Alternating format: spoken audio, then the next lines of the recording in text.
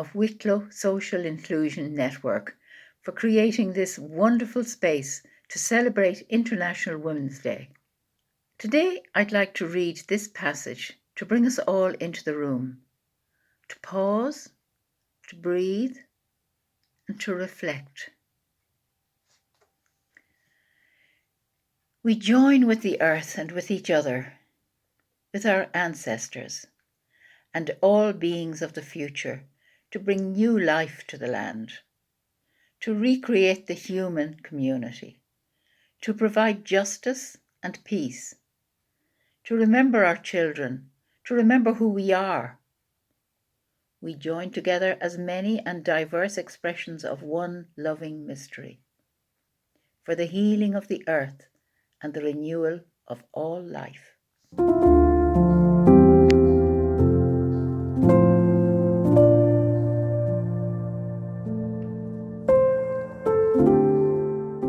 Good morning and welcome to International Women's Day 2021. This is a very different International Women's Day to what we imagined last year. So I'm coming to you from County Wicklow, partnership from Crearatney Community Development Project, and this is hosted by the Women of Wicklow Social Inclusion Network, and the group is the Rathdrum Women's Group. Our first guest this morning is Catherine Lane from the National Women's Council, and Catherine has been doing a lot of work with us during COVID. Would you like to say a little bit about that, Catherine? Hi, Mary. Good morning, everybody, and happy International Women's Day. I just, before I get into how we've begun to work together during the past year, just for people that maybe aren't familiar with the National Women's Council, we're the leading national women's membership organisation in the country. We're a feminist organisation with the mission to bring about equality for all women. And also just, this is a great opportunity, this International Women's Day. It's a key day for the feminist calendar. It's a really important time to recognise the achievements that have been made for women and the personal and collective struggles which have been required of many women to achieve these goals. So I'm delighted that we've been able to engage with yourselves over the past year. And obviously there's been many different consequences and impacts, particularly for women, but also we've been able to use the opportunity of working in this virtual and online space to really engage with women outside urban areas and to develop new relationships. So we're really excited about the potential for that, and we're really eager and excited about continuing to work with yourselves as well. Now, this is a massive assumption, Catherine, but I know it's true because we've had meetings in the strangest of places over Zoom over the last year, the strangest of times, very early in the morning and in the evening, because we've been working around family values and friendly spaces. So we have never been doing a 9 to 5 clock. And I know that you bring your children in and out and you homeschool because you have to, because of lockdown. And I am only guessing, but I think I'm correct because I can see a Bosco behind you on the back of the door. Is the office your daughter or your son's bedroom today? I think it might even be two girls. I could have that wrong. Yes, you're right, Mary. I have two daughters, and this is, well, it used to be a baby room, and now it's a box room / laundry room / office. And I do count myself lucky that I do have a space in the house that I can shut the door on. And I'm reminded of somebody, described it as, we're not working from home and we're living at work now. And that's the new reality. And no more than many other women who are trying to juggle many different caring responsibilities while also really trying to continue in their paid job as well. It's been very challenging and very difficult. And I'm very happy, I have to say, on a personal note, that it looks like we will have some return of the schools in the next week, and it'll be over a phased basis. And of course, it's very important that when that is done, that the safety of the workers, the teachers are taken into account, and it's done in a safe way for everyone involved. But I think that would be really welcome for many parents who are juggling homeschooling and working. And of course, many people, particularly women, juggling many care responsibilities, not just homeschooling. We've seen really during this pandemic that the burden really is still falling to women, and they're carrying that in terms of caring for neighbours and elderly relatives, and just generally minding others. And it's been described, before, that women really are the health CEOs of their families. They're looking after all of that, and they have all of that to kind of take into account. And of course, we play many different roles in our communities and in our families as well. So that's why it's really important that we celebrate women on this particular day. And I have to say, in the National Women's Council, we try and make a week out of it. And we think, let's have an International Women's Week. So we have a whole range of different events that we plan and we promote and we get involved in. And just, I suppose, commemorating that struggle that women have gone through and continue to go through to achieve full equality for themselves in all aspects of life, and particularly looking at those additional barriers that women in rural communities face for a number of different reasons. While we have been conversing over the last year, we've also been talking about hidden harms. And you've come in and out to our network when we've been drawing up our terms of reference with the PPN and with the Rathnú Rathdrum Women's Group. And when we've been talking about hidden harms, and we have a small little executive group for that, we've been looking and hearing a lot about women's concern about alcohol abuse. Have you been hearing that elsewhere around the country, or is that unique to us in our area in Wicklow?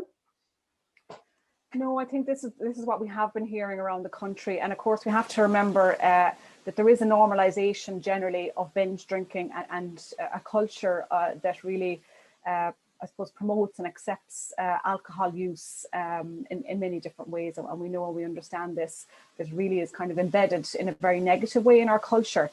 And of course, we know that our health does not exist in a vacuum. And, the alcohol, maybe abuse or misuse, needs to be linked to a broader understanding of what's happening generally for people's health and well-being. So we look at, where women live, their own family background, their own history of growing up, how they work, their income, their age. All of those factors need to be thought of, I suppose, when we're talking about or thinking about how we respond and support women who maybe do want to take some action, to support them, maybe to reduce their drinking or to manage that. Like we know that alcohol and substance misuse intersects with poverty, inadequate housing, abuse, other health and social issues. So when we're thinking about how we can support women, we have to help women with those immediate needs, as well as looking at the broader, the health needs as well. And what we've heard from women in our health work is that women really want services that keep them safe. They want services that respond to the causes and context of their difficulties, as well as just the symptoms. Of course, they need support in their roles as mothers and carers. They want choice in the treatments available. And really, they want health services or alcohol addiction services to recognise that their ability for recovery. So what we would be saying in the Women's Council is that to improve women's health overall, we need to listen to what women are telling us and what are the barriers to them seeking help. So that means addressing those issues where that alcohol use becomes more hidden, becomes more invisible. Addressing those issues around women's shame and guilt, the fear of their children being removed, depression, low self-esteem. And obviously that's, really, really exacerbated now during this current COVID pandemic. Poverty, including fuel and food poverty, that is very prevalent. And we've seen that as well during this pandemic. So really, to help women who are seeking assistance, we have to start from a place of to acknowledge that the woman is doing the best that she can at that particular time in her life and where she's at, listening to her concerns and support her to, develop additional ways of coping. And we really understand as well that when we think about women's use of alcohol in the context of their lives, like women still being the primary caregivers of children and older relatives, trying to make a way for themselves in the workforce, earn money for their families. To some extent, women feel they're holding a lot. And with those stresses, you can see how, alcohol has really been marketed as a stress reliever for women. And as a treat and as a reward. Yes. And a valve for us to kind of keep ourselves going. And the rates of consumption of alcohol have increased for everyone during these times. So we when we want to address this, we need to stay away from a blame-filled kind of attitude, you know, saying a woman shouldn't do this, or you must as a woman do something else. Because if women don't feel supported, or if they feel judged, you know, they're really not going to be in the best position to seek help or to be honest about their drinking, or maybe the impact that it's having. So it's not about blaming individual women, it's about looking at the whole health system, or all the support services around those, and asking ourselves, you know, are they open to women? Are they looking at the whole holistic needs of women? And of course, we must remember that many women are experiencing very unsafe relationships, you know, at home during a pandemic.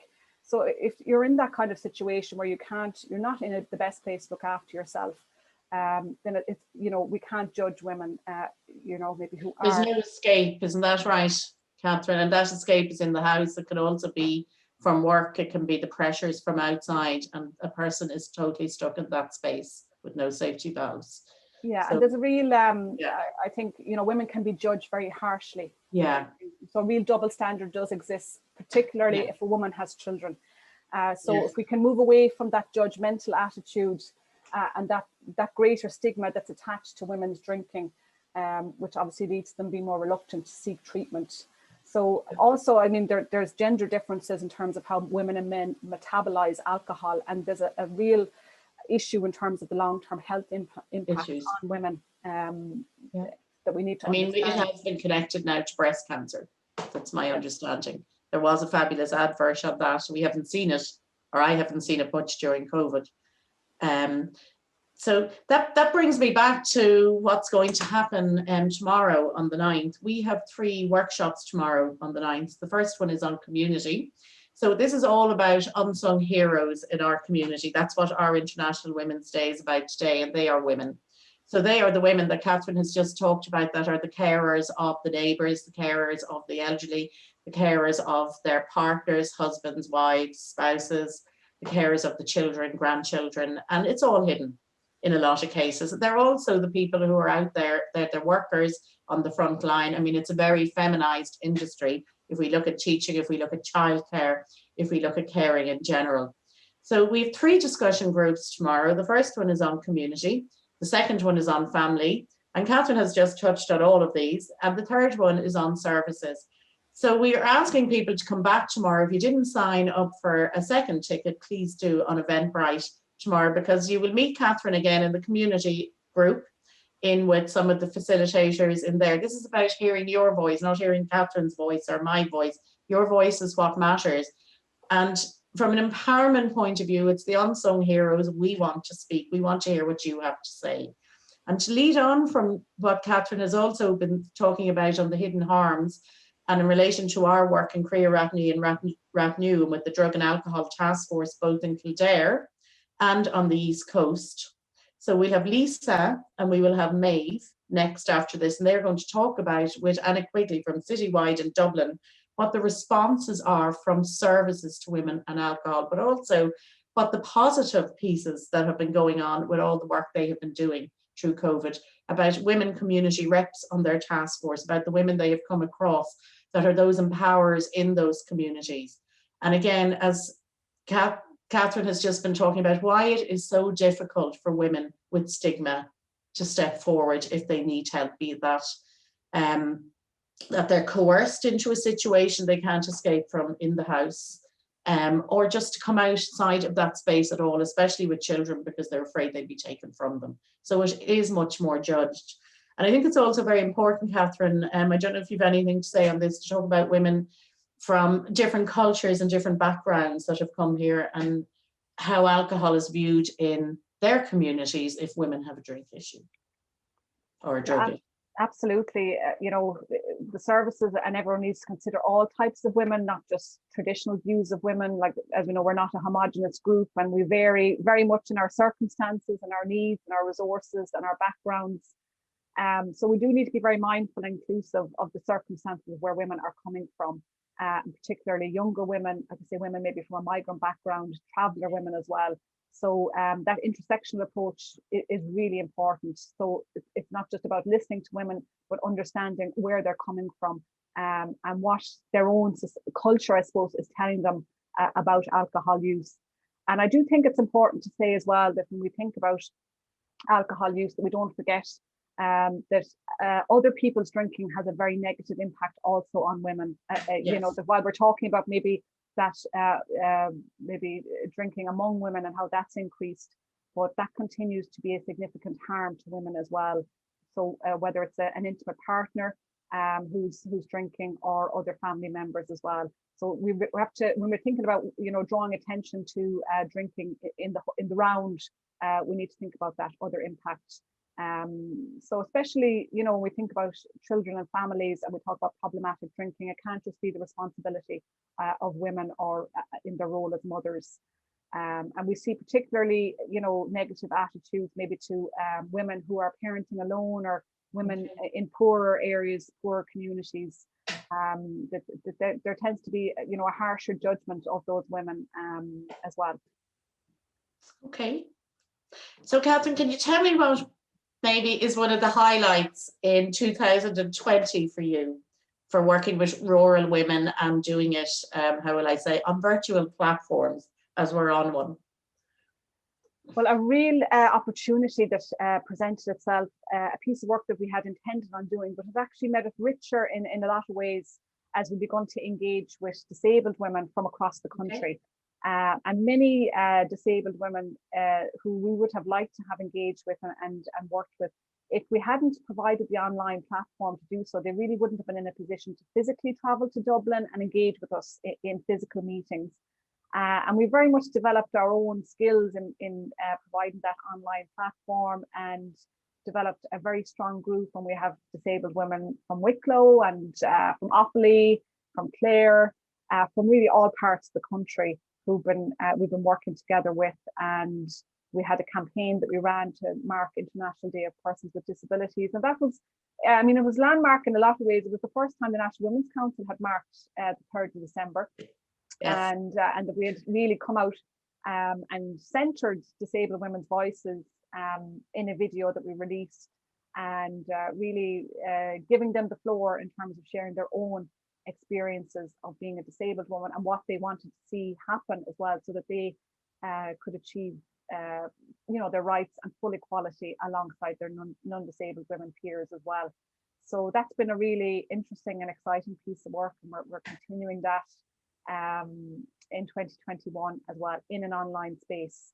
So I have to say that's really been something piece of work I've been very proud of. It's really enriched and strengthened the policy and advocacy work of the National Women's Council, and we're looking forward really to furthering our work around you know, the experience that disabled women have in terms of intimate partner relationships, looking at care as well, disabled women providing care, disabled women, you know, also receiving care, and also we're going to be looking at I suppose, championing the voices of disabled women, and really saying that it's time now for disabled women to be leading out in organisations, and to use that, you know, well worn out mantra, nothing about us without us, in terms of the disability movement. So I think the time has come for us to really be inclusive of disabled women in the women's movement and in the disability movement, and to really get a better understanding of what are those particular challenges and barriers for disabled women. And of course, disabled women again have many different identities and backgrounds, so really thinking about it in a broad way also. So I have to say that has been a particular piece. So they have been your unsung heroes, or heroines, as we're saying, have been. Absolutely, and they've said, many of them have said, you know, in the way that they have to live their lives, and the way we're experiencing a pandemic is how they normally have to live their lives. Yes, being quite isolated, cocooned, if you want to use that word, and being quite restricted in their movements. So I think people have maybe a greater sense of what it is like to live as a disabled person in Ireland when you don't have adequate provision of services so that they can lead independent, autonomous lives. We have a woman in our Women in Wicklow Social Inclusion Network. You know her. I'm not going to say anything. She needs no introduction when she comes in with our New Rathdrum Women's Group later on in this podcast. Or should I say, I don't know if I should be calling it Zoom cast, because there's so many different names and all of this. I'm never sure a YouTube cast, but we have a lot of hidden disability in that group as well. We won't have everyone in the network on, but just basically things that happen women at different ages, and as they age, they may be medical conditions. Just because someone can't see it doesn't mean it's not there. They can be intellectual, they can be mental health ones, they can be post-menopause ones, they can be for younger women. And what's coming up for us a lot is fibromyalgia, is a huge hidden disability. And we would ask the question, we have lots of discussions, Catherine, on who cares for the carer when the carer gets unwell, and the carer is caring for maybe elderly parents or caring for small children, but they're all hidden disabilities. So we look forward to doing a lot more work with you on that. And I'm delighted that that was your highlight of the year, because it's one of ours too. And I'm going to say goodbye now. And then I'm going to introduce Carmel Cashin and Andrew Johnson. And they are going to talk to us about the first women's shed that is going to happen in Blessington. We're going to talk about that. They're also going to talk about what's happened in Kildare with Kildare County Council and women's sheds in Salons. So I'm going to say goodbye, Catherine. And if you want to see Catherine again, she'll be with us tomorrow when she will be jointly facilitating the community group. So take care, Catherine, and enjoy the rest of your week, seeing that you're going to do a whole week on International Women's Day. I think that's fabulous. I have been to some of your events in Dublin and have enjoyed them immensely. And I have to say, it would have been one of the big drivers for me years ago to put together a social inclusion network in Wicklow. So I thank you for that, and for the encouragement throughout COVID, and the checking in no matter what time, and all the support that you have given us, and given us also in doing the terms of reference for the Women of Wicklow Social Inclusion Network. So I'm going to say goodbye now. And Thank you, Mary. Yeah, and I love your room. I think it shows where it's all at. It's all happening right here, yeah. It is.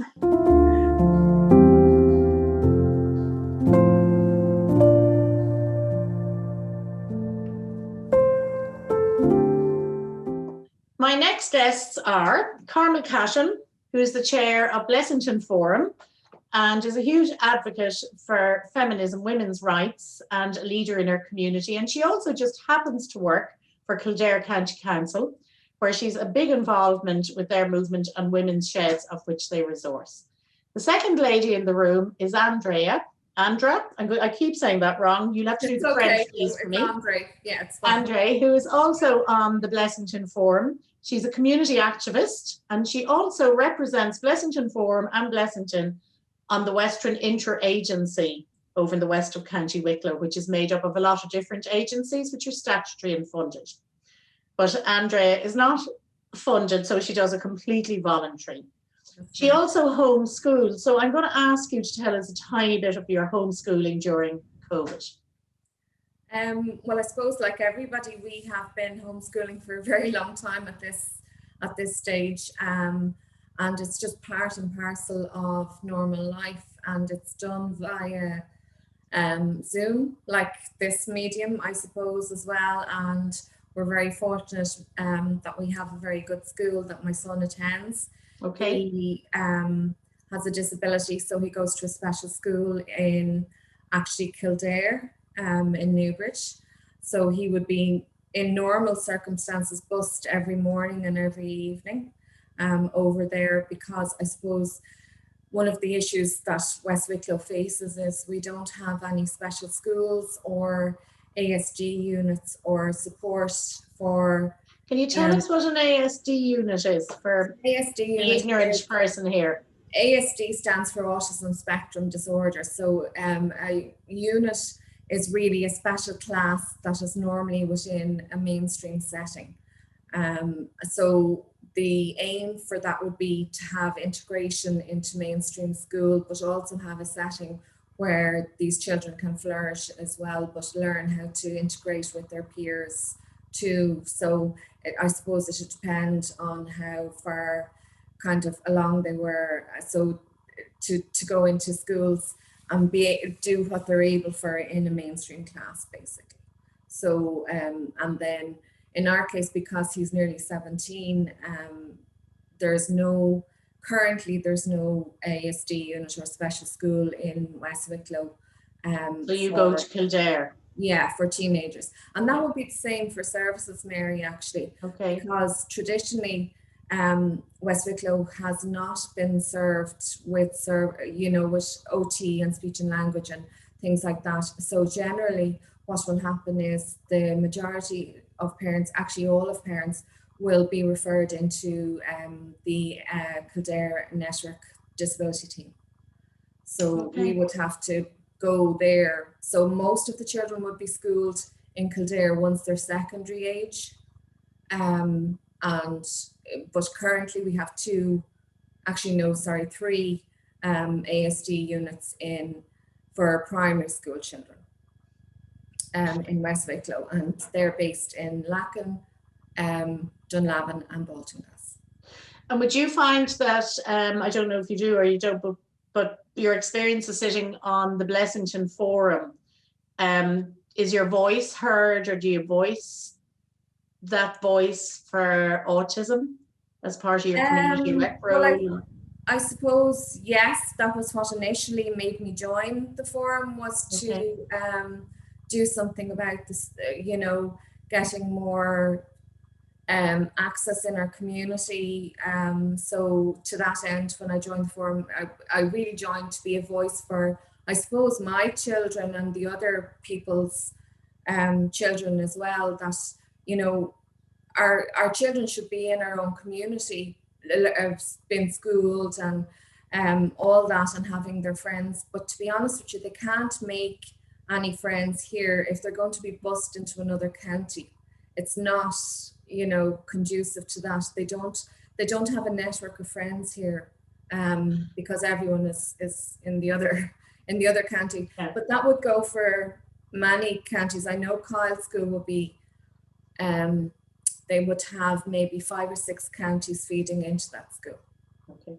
And I know that's also the case 12, 13 years ago when I did work in the West, and it wasn't in the disability area, but children did go across to NACE. Yeah, and it hasn't changed. Go to second level. And the issue was, especially in Dunard and Dunlavin, when they came back, if they hadn't gone to the local school, that they didn't have their friends when they were 18. That's right. Friendship. Yeah. I'm going to come across and ask Carmel a question, because I know you first, Andrea, as a community rep before I knew that disability was connected. So I know you as a strong woman, and I know you as someone who speaks for people who are left behind. And in this case, it's disability. I know Carmel Cashin a lot longer. I know you through her, actually, because she is the chair of the Blessington Forum. But when I met Carmel first, she had set up the Glending Residence Committee over in Blessington, and she was an advocate in and around social housing and conditioning. And now she's moved on to become the chair of the Blessington Forum. She's now working with Kildare County Council. She has completed a BA in Community and Youth. She has a master's in policy from Maynooth, and they're all done at full speed. I can't keep up with her. And she's worked for the partnership in Kildare, and now she's working for the County Council.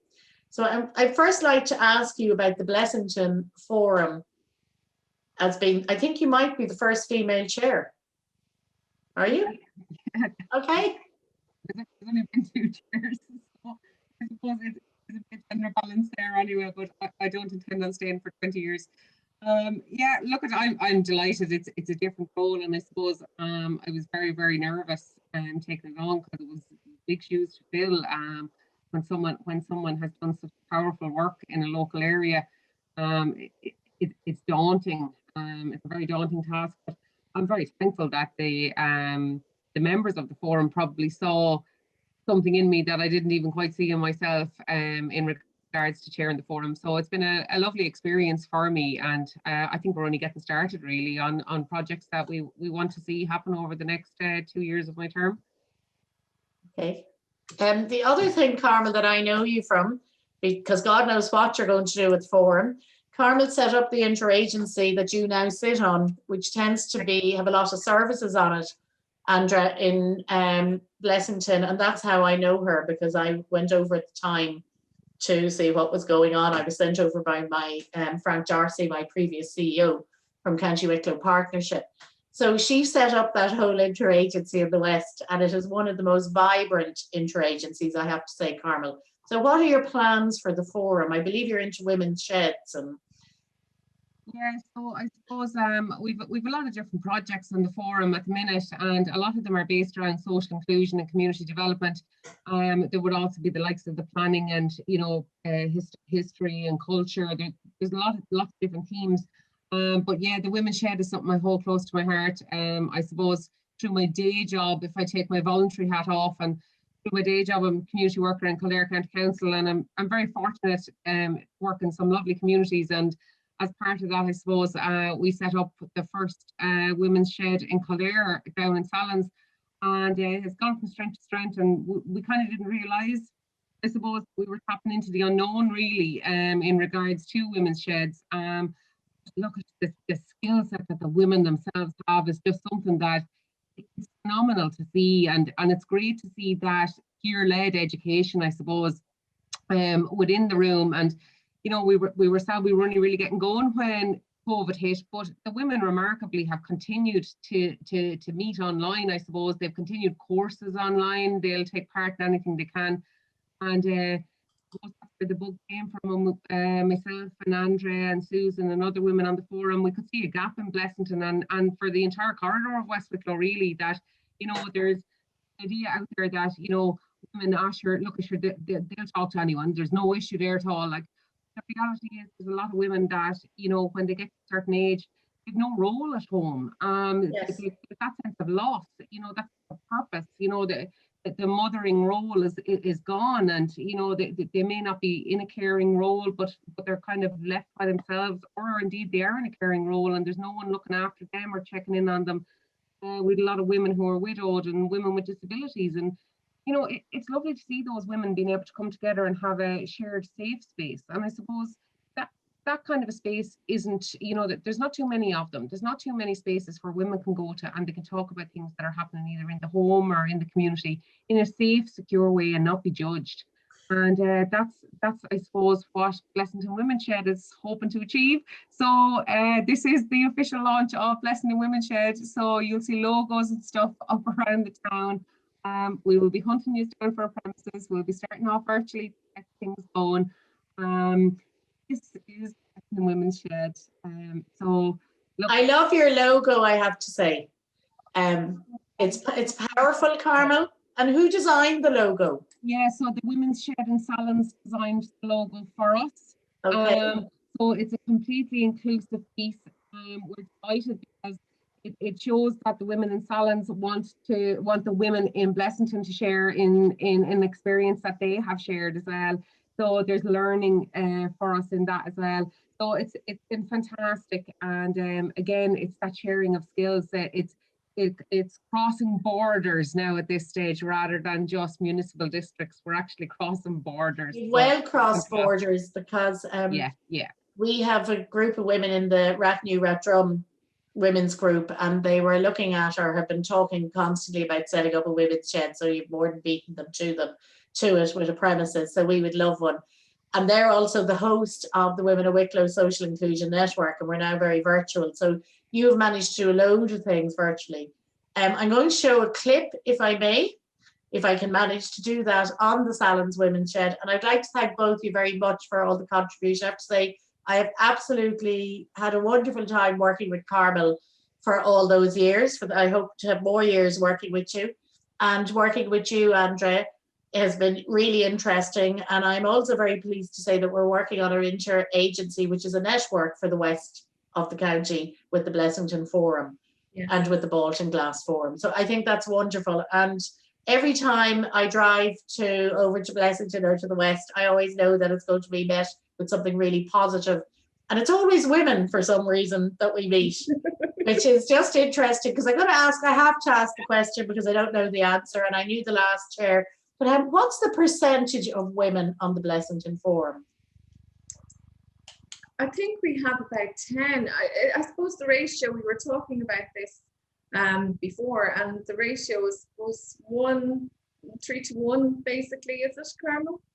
Yeah, it would be something around that. I've actually never looked. No. I suppose from the executive level, I'd be the only female at executive level on the forum, all right. That we will be working on, but it's I suppose it's to ensure that subgroups are led by women as well. It's really, really important. Like Build that capacity.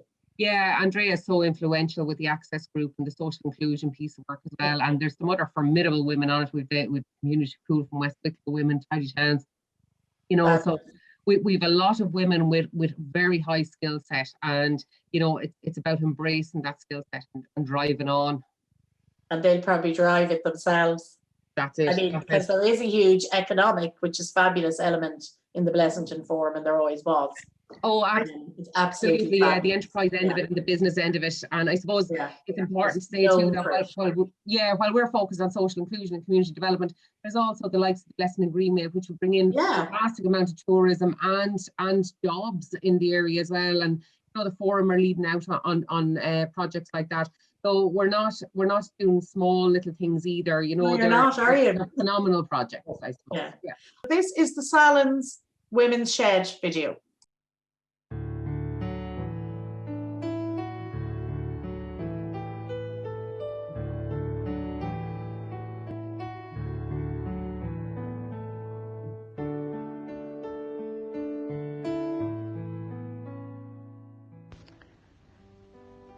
Hi to all in Salons Women's Shed.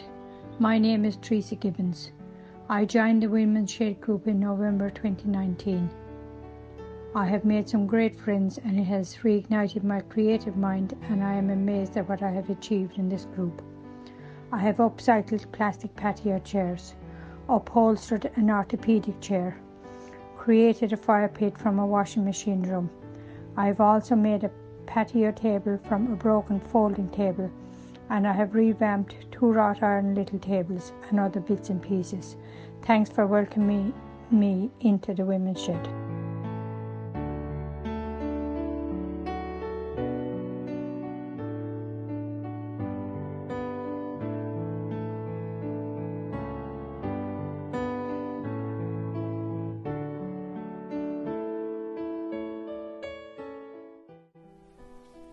Hi, I'm Cheryl. I love being part of Salons Women's Shed. They're an amazing group of women. I've gained so much from being part of the Women's Shed.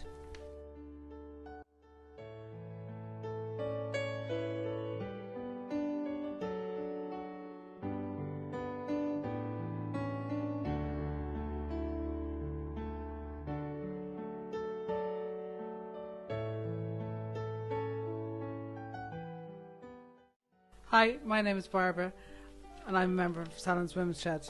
I love the shed because I knew nothing about upcycling furniture, and with the help of some great women I have updated a large coffee table, and I'm really looking forward to the reopening of the shed. Thank you.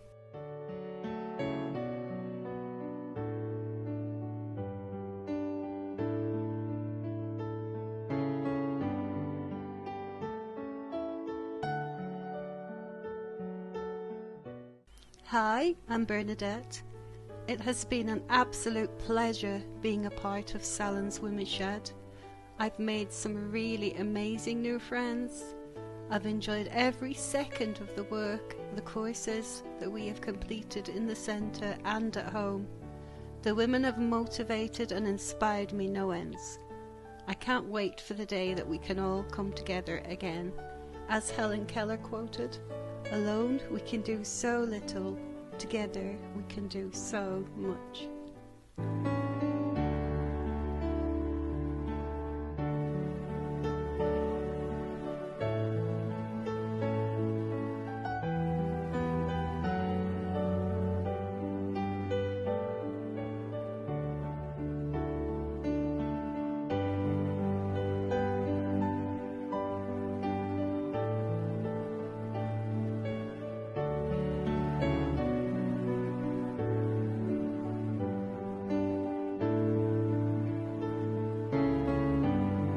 All of us at Salons Women's Shed would just like to congratulate the newly formed Blessington Women's Shed. Welcome on board, ladies.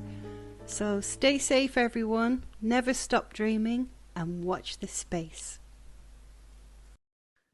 Well, I mean, what can I say? I mean, if the Blessington Women's Shed, Carmel and Andrea just do quarter of that, that's amazing. It's an amazing achievement. I was talking with Catherine Lane just before you came on about women's sheds. We were talking just after she did our chat with us, and how amazing it is what's happened in Kildare and the amount of resources that Kildare County Council have put into this, and just how it's worked so well. So it's credit to you, Carmel. And Andrea, I also would just like to say, and I don't know how you, just even our whole connections coming across from the East Coast, coming across to the west to Wicklow, I think it's been made so much stronger. And this is a positive out of COVID, is the fact that we have been able to do this without it just being our usual once or twice a month, that we've been doing this on a weekly basis. Yeah. And I like the fact for me that we can make eye contact. So I would like to thank you very much, and especially I would also like to thank you for something else. Is when I was doing something on the East Coast, and again it was with the Vault in Arklow, and it's with allies of LGBTIQ. I came across to the Blessington Forum and came in through the interagency in the West and through Andra and into Carmel, and I said, could you do something or help with something for allies of LGBT? And Carmel said, sure, that as always, it was never too much trouble, because the forum has a big enterprise piece and the whole of Blessington. And I think Andre went over and knocked on the door of the GAA, and they turned the whole area rainbow. And I have to say, that is the real allies. That was allies supporting all those young people who were left out and had no pride. So I would like to thank you on behalf of County Wicklow Partnership and of all those young people for that. You're welcome. And I think that shows the community spirit and the unsung heroines in Blessington, because it actually put the rest of the county to shame, and there's no point in me saying it didn't. It actually did. And we knew it was going to be successful, and we were coming the whole way down from Greystones. We knew it would be successful, but we had no idea that Blessington Forum were going to do a real pride. We bought, the partnership bought the flags, but we'd no idea they were going to be hanging out of pubs, and they were meant to just be in libraries. But of course, and that's Margaret Birchall, who we will be talking to later from the Wicklow County Council, but they ended up everywhere. So I would just like to say thank you very much. And I'm going to leave us with a picture of the Blessington Women's Shed, because we're just mad jealous over here. That's all I can say on the East. And that all it remains for me to say is to thank both of you very much. And it's an absolute pleasure to work for you and for women. And thank you very much. Mary, if we could take this opportunity to thank you for your support. Sorry, Carmel? Yeah, I just want to, if we could just take this opportunity to thank you for your support, because despite the fact that we don't have a designated community worker, you really have gone above and beyond and out of your way to assist us in our various projects over the years. And from like what would have seemed like a little idea of getting service delivery into West Wicklow is slowly starting to become a reality. And in fairness, that's because you keep highlighting the lack of service and the work that we're willing to do. And without that, the work is brilliant. You know. And I will say, I'm sorry, I cut some of that off, just so you know, I didn't mean to. But I have to say, working with Assumpta O'Neill as well from the Wicklow County Childcare Committee, and working with Fionnuala Curry from SIPSI. Now, I know their services and we're community development. And then meeting yourself, Carmel, who drove us to working for you, and fair play to you. And then meeting Andra, and before that, May Quaid. I mean, there is a huge push in the West, and I think we will have a very vibrant community development. That's part of our plans for this year network. I'm not saying where we'll get, and neither are you, but I just think that the energy that is in the West is huge. Well, and I actually think, sorry to push across you, Mary, but I actually think a lot of that is down to Carmel and her leadership in the forum. It is her leadership, and it's her passion for inclusion and community projects that has kind of lit everybody else's passion for it as well. And they're seeing that, particularly in lockdown as well, and all the things with the age-friendly initiatives and the newsletter going out and everything else, the whole community has really rallied around. And I think it's highlighted that the forum really needed to be very much at the heart of the community, whereas maybe before it might have been more business-led or you know, tourism-led or whatever, but now we have a very strong community-led piece as well, which is really, really important. And I suppose that's where you see women's influence a lot in the forum, because maybe it's because I don't know, maybe it's just the nature of women. They want to make sure their community is taken care of. They want their families taken care of. They want, you know, not saying men don't, but I suppose it's a different approach, maybe. It's a different approach. It's a different approach. And I think as well, there's an awful lot of, maybe when women go and ask for things, there's less inclination to say no. They don't want to upset us. So I suppose, you know, we have that advantage as well. You kind of, you know, badger them into it and they just don't want to say no to you. So we have that slight advantage as well. But I do think that without Carmel, we wouldn't have had that drive and that ambition to do as much as we have. Because to be honest with you, in the 1 year since she has been chair of the forum, we've had so many projects come to the fore and be completed, which is you know, really great. So there's a real kind of dynamic now. She's also a woman of vision. Sorry, you're going to go bright red soon. No, Carmen. I'm actually mortified. Well, don't be, because it's exactly the same. When I did the very first Hear My Voice I did in the West was in 2009, and it was the merging of the companies together to make County Wicklow Partnership. And May Quaid and the Care Centre is what I used, and the dynamism there, and it was the female power, the leadership. There was huge flexibility. It wasn't done in this top-down manner. It was completely bottom-up. And the next person I met like that was Carmel Cashin.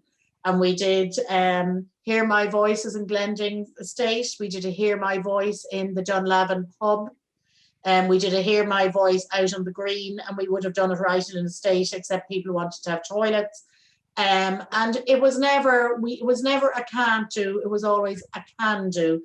And it didn't matter if we did it on Saturday, Friday afternoons, went over at night. Carmel actually had to be my dinner one night. I said, no, I couldn't eat that. I had a sandwich in the car, because no one ever handed me a dinner in the middle of the night when I went across. We did a feminist theory course up in the ETB, helped us. Wasn't it last year? We did it in a computer room, and we just did it sitting at computers. And it is that dynamic piece coming together. And yes, it is a Cashin factor, so we call it the Cashin factor, and there's no point in denying it. And I reckon we have a Johnson factor as well, and we definitely know there's a Quaid. I'm not so sure about that. I think so. Well, the work you gave us with the allies was tremendous, and I know Wicklow Libraries would say the same. Okay. We needed, it couldn't just be flags there. That social inclusion piece was huge for those young people who were isolated, and it wasn't just young people, it was LGBTQ plus across, and I probably have the letters wrong, across the whole county, who were so isolated in lockdown. So I'm saying thank you for that. And I know I annoyed the hell out of you at night on the phone and other stuff, but it was brilliant. And you met me outside for a coffee, even though we had 3 masks on. I know. But that was the personal connection, besides it being on a committee. That's what I think is powerful about working with women. Yeah. We'd left the committee inside and we did the next piece outside. Yeah, that worked. So I'm saying, from County Wicklow Partnership, from Crea Ratney and the Women of Wicklow Social Inclusion Network, thank you very much, because we wouldn't be doing what we're doing in the West without the both of you. So you are our unsung heroines, if that's okay. So I'm going to say goodbye, and I'm going to leave us just with a view of your last project, your last one for this month. God knows what's coming next, which is the launch of Blessington Women's Shed. And thank you very much. You're welcome.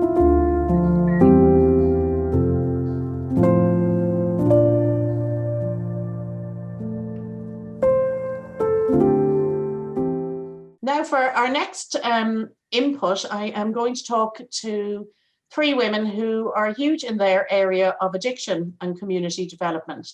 So I have Lisa Baggett from the Regional Task Force, which is responsible for the west of the county. I have Maeve Shanley for the East Coast Regional Drugs and Alcohol Task Force, which is responsible for the east of the county. It also goes up to Bagot Street, and Lisa's goes into other counties. And I've Anna Quigley, who has been involved in community development for over 35 years with me. And she's also supports all the community, well, the 2 community reps that were female, one with Maeve Shanley and one with Lisa Baggett. So I'm going to go first over to Anna Quigley to tell us a little bit about what support she does with women community reps sitting on task forces, and also how she's been involved with us in relation to stigma and housing with the Women of Wicklow Social Inclusion Network, and led out on one of our International Women's Days in 2015. So Anna, would you like to talk a little bit about no hard tasks? Thanks, Mary. And I'm going to kill you for saying I've been 35 years doing this. I have to say I was very young when I started, so you know. You still are, Anna. Listen, no, and thanks very much for inviting me on this. I'm really conscious that both Lisa and Maeve know much more about the issues locally than I do, much more. But I suppose make a few general comments around, because I think it's great the community development and women in addiction are coming together as themes in this, because I think they're absolutely 100% linked, because I think community development is all about actually relationships and relationship building. And it was something only recently we were talking about in terms of all the activism that was there in the mid-90s around the drugs issue, 25 years ago now, when drugs had become a huge issue in some areas. And somebody was making the point, a lot of the leaders in that community activism seem to be men, but all of those men would absolutely 100% acknowledge that the drive behind everything that happened in the 90s, all of the community activism, all of the campaigning on the drugs issue came from the women, because it was mothers coming together saying, something has to change for our children. We are losing our children. That was the actual drive behind it. That's the community development piece. It was those women, because of their relationships coming together, because of their relationships with their children, their caring, they came together and they started that movement. And the men became the leaders of it. And I suppose that tells us a lot about how maybe we still see roles. But that was a fundamentally community development response, because it was based on that kind of relationship building. And I think in terms of, first of all, I think, and obviously Lisa and May would be able to talk on this too, but I think even in terms of how we see women in addiction and the stigma that's attached to it, that's very linked into the relationship thing. So I suppose the women's ability to make relationships is a huge positive in terms of community development and our responses. But then it's also, in terms of how women are seen, it's actually very much the stigma of drug use is huge, because women are viewed in terms of their relationships and their responsibilities in relationships, and most specifically in terms of the role as a mother. Marguerite Woods has done a lot of work on this, people might know, and she talked about this sense of women in addiction as being either bad, mad or sad, and they're considered bad fundamentally because, you know, particularly if you are a mother, then you are a bad person because you are putting a drug before your child. And you're mad because the sense is women in addiction behave in ways that we don't expect women to behave. It's not proper behavior. And you know, that you might accept men going and getting drunk, but you don't accept that women should behave in that way. And then sad because the image is of women as, you know, in some way pathetic. And again, what we know from the responses we've been involved in, that's the complete opposite of the truth. And yes, obviously women in addiction, there can be huge trauma in their lives. But there's an amazing strength there, because a lot of the times what women are doing, because of all those relationship responsibilities they have in their families, in their domestic situations with their children, they have an enormous strength, and they are coping with incredible difficulties in their lives, and they do use the drugs to help them get through that, like most people do. But there is a huge stigma then attached to that. So in a way, in terms of the risk, and I think just in terms of what's happened over the last while, in particular around COVID, again, the kind of isolation that women are experiencing, and I think we're seeing it both in urban and in rural settings. And again, you'd be much more familiar, obviously, with the rural settings. I mean, the issue of rural isolation has come a lot more during COVID. But I think it's back to that relationship. Our responses to women in addiction are all relationship based. So the family support structure, the family support groups, they're relationship based. You know, yes, there are programs developed, and yes, there are structures, but the fundamental part of it is the relationships. In terms of the services, there's very few actual specific services, treatment services, support services for women in addiction, but they are all hugely based on relationships and women's ability to form relationships. And very clearly you can see, and those services say it, when the woman is doing well, then so many other people around them do well because of that network of relationships. So just one final point, just the idea of women as displaced is one thing I think it's really important to mention. We usually think of displaced as people in other countries who have to leave, and it's come up really strongly for young women. And again, I'd be really interested to hear whether it's an issue too in the rural areas, but it's young women who are now rearing their children, and because of the housing situation, they're living further away from the family support. And that kind of isolation is part of the breaking down of the relationships. In other words, that the relationships is the fundamental piece, whether it's community development or dealing with addiction. That's what we need to build up. That's where all our supports need to be, because that's really at the root, the core of everything that we're doing. And it's the failure in those that in kind of having that network of supports that leads to addiction problems. Okay, that's a very good overview, Anna, of women in addiction, because we're going to have discussion groups tomorrow. We are going to have groups under community, groups under family, and groups under services. So I'm going to move on to Lisa Baggett, who is a task force coordinator and has done a huge amount in community development that I've been involved with her in the west of Wicklow over the years, and just ask her to give an overview, because the task force she coordinates hits into the west of Wicklow, where I'm going to talk to Maeve Shanley after that, where she comes across to meet it. So there is a big divide rurally in Wicklow, with gaps going down where the different services meet, or the different CHO regions meet also, if we're talking HSC. So Lisa, I'll hand it over to you if you would just like to give us a small input. And just so everyone knows, you're going to meet Maeve, Lisa and Anna again tomorrow, when they will be facilitating in our second day on the 9th for International Women's Day on the 9th of March. Hi Mary, thanks a million.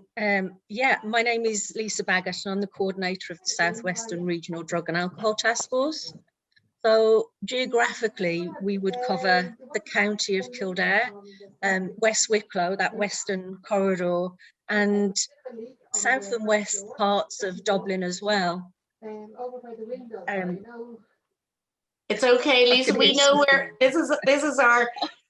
I suppose it's a virtual International Women's Day. We're looking to be able to do one. So that's it, and there are things going on in the background. So that's So I've been the coordinator for the task force for the last 14 years, and prior to that, I was a coordinator in Tala, which is a local drug task force area, for 5 years. And I moved over to Ireland 20 years ago now. So for my whole time I've worked in Ireland, I've been involved with the drug services. But in England, I was involved with drug and alcohol services as well. So I was a nurse manager providing residential detoxes, treatment programs, outpatients programs, support groups, etc., etc.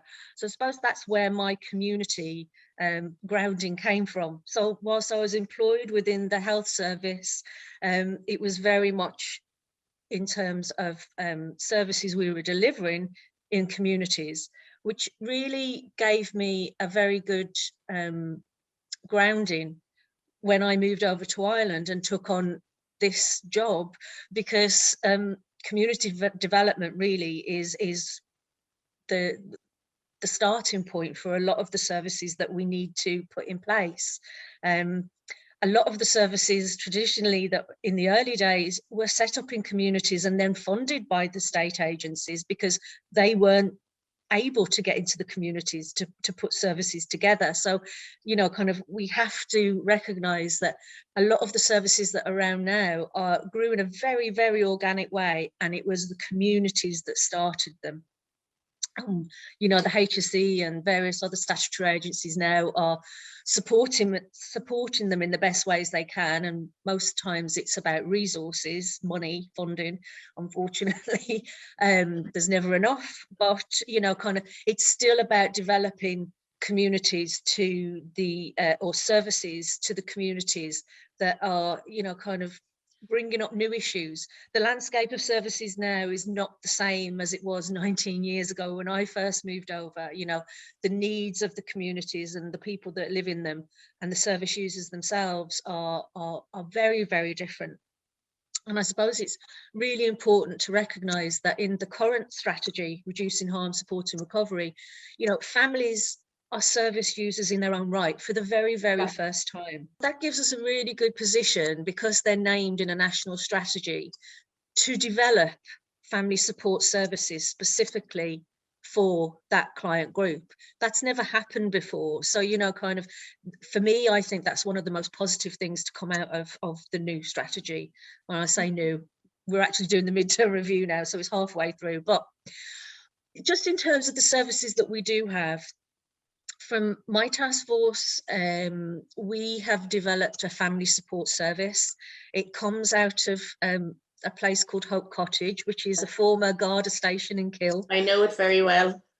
We lobbied for it through the OPW, and we managed to get it, and we've done a lot of work on that building, and it is a very, very busy service. And the numbers actually in the last year or so through COVID have really, really nearly tripled, really. And the service there, it started out, again, it's a very organic thing. It started out as a family support. So, you know, kind of probably the parents of people with addiction problems. And now what we see are the siblings of people with addiction problems, and the, you know, kind of it's a whole community response. So, you know, kind of another one of our projects would be the Drug Prevention Education Initiative, and they offer a young person support program. And again, that is about the brothers and sisters of people with drug problems, or the children of people with drug problems. And I say drug, I include alcohol in that. Our brief as Regional Drug and Alcohol Task Forces is drugs and alcohol. It's not separate.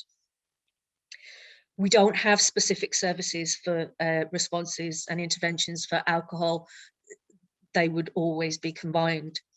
I suppose the other thing is that my contact with West Wicklow would be through developing a West Wicklow interagency group, which is probably about 6 years ago now. West Wicklow is obviously very much part of my geographical remit in the strategy we have, but there were very few services, and there wasn't much coordination in terms of the services that were there coming together to look at what the actual needs were. So our task force decided that we'd try and take a lead on that, and we brought together all of the players that we could think of, and it was a really, really successful subgroup or forum, whatever you want to call it. And I think we probably in the early days had about 20 different organisations or community reps attending. And because the group worked so well, and it was so it was advocating for so many different things, that it actually became a subgroup of the Wicklow Young CYPSI. So that's the Children Young Person Services Committee. So that put it on a really good footing in terms of being able to access additional resources and be able to broker developments of services that might not have been money. It might have been time from various different agencies. And I sit on that subcommittee, and I have to say, Lisa, it is still one of the most vibrant committees in the county, and the amount of work it's got through. And it was about the coordinating and bringing everything together. And your community rep, Carmel Cashin, who's now the chair of the Blessington Forum, was with you when you started that, and she was doing a degree in Maynooth at the time. And I think between the two of you, the flavour of bottom up and community development that came in through that committee is still very much there to the fore. So I would say from County Wicklow Partnership, we thank you for it, because it allowed us to do our work much better over there. It gave us a structure and a context that we didn't have. So it's a fabulous subcommittee. Absolutely, and I appreciate that. I mean, I suppose I'd just finish off now just saying, you know, that I will be around tomorrow. I will be facilitating one of the groups, probably the group in and around community pieces, but I can certainly talk more about services and how they have developed over the years, and the plans for what we'd like to do. At our task force area, we're just commissioning the development of a family support strategy for the region at the moment. So that's really exciting. So, you know, there may well be stuff that comes out of the ninth and the discussions there that can go towards the framing of what the future service will look like. Thank you very much, Lisa, and enjoy the rest of International Women's Day. I'm now going to move over to Maeve Shanley. Maeve Shanley and County Wicklow Partnership. Maeve is the task force coordinator for the East Coast Regional Drug and Alcohol Task Force, and we jointly deliver the Maynooth Level 7 certificate in addictions in Rathnew, in Crea Rathnew. So Maeve and I have worked together a lot, and Maeve has supported the Women of Wicklow Social Inclusion Network also for the past 5 years, and she was also involved with Anna and myself on stigma and women and addiction and housing in 2015. So Maeve, would you like to tell us a little bit about services and your work in community in the, I'd say, the east of the county? You come across as far down as Ockram, over to Carnew, the whole way down the east coast into Rathdrum and back up again the whole way to Bagot Street.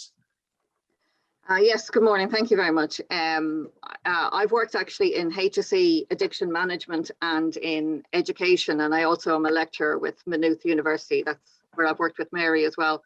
I'm very conscious of the women's need, even since the Jervis Street Hospital Centre was set up in 1969. And in 1989, it moved to Trinity Court, where there's still a drug treatment centre. But the reality is, I suppose, that women didn't come forward to addiction in the early stages of this. The ratios of attendees at these kind of clinics were 10 or 11 men to 1 woman. So it was about 8%. And most of the services, I suppose, that have evolved since then have all been very conscious of male needs and what male requirements are for treatment, and have taken little cognizance of what women might need in regard to treatment and other supports for addiction. So I'm very conscious of this. Again, it was good to mention Marguerite Woods and her work on women in addiction, and there's a few other authors as well, but in Ireland as well. A lot of services just assume that women's needs are the same as men and provide a similar service without any due cognizance of it. We are currently looking at a situation where people are drinking and taking drugs more at home than they would be previously. And as we know, I mean, when you pour a glass of wine or any other drink at home, you tend to be a bit more generous than you would be in a commercial setting where it's measured. For example, a standard bottle of wine is about 750 mils, which gives you over 7 measures of wine from one bottle. But people rarely at home, in a home situation, will get 7 measures of wine out of one bottle. So we are seeing a lot of more drinking and drug taking in the home situation and in front of other members, which is leading to other particular issues, as in violence and domestic violence and injuries. There's a lot of isolation then when women are at home, as we all are at this point in time. So we are looking at our own strategy over here in the East Coast. Family support has come through very strongly in that strategy. And we're about to develop, we're getting a group together to develop what are the needs of women and what are the needs of families in this area. So we're looking for help and assistance on it. So hopefully this seminar will identify some issues that we should be considering as well. And we're very happy to do that. We're here to represent the community of South Wicklow, North Wicklow, Middle Wicklow, even South Dublin, up Bagot Street, as you say. But we're not seeing that the standard treatment services, that is what I'm calling the Trinity Court model, which has been replicated by the HSE in Bagot Street and in all the other clinics that they run, is probably not fit for purpose and certainly doesn't take cognizance greatly of the needs of women. supervised urine screening is all very well, but when you're talking about a woman who's menstruating or pregnant or whatever else, it's a very different situation that you're looking at. So we do need to take more cognizance of the needs of women. Again, it's a greater stigma for a woman to be drug using, I believe, and alcohol using, and I consider alcohol a drug, so I'm just putting it in there as all drugs, than it is for a male. And we have to take a look at these stigmas and see how we can best address them, because I think it is stopping some women coming forward for help and assistance that we can easily give them. Thank you. Thank you very much, Maeve. And for our viewers, I hope that gives a flavour of some of the conversations that can happen, or the type of women we have facilitating tomorrow for the focus groups on community, family and services. And thank you all for coming here this morning, for doing this online from your homes and on Zoom. We really appreciate it, and I'm really looking forward to tomorrow.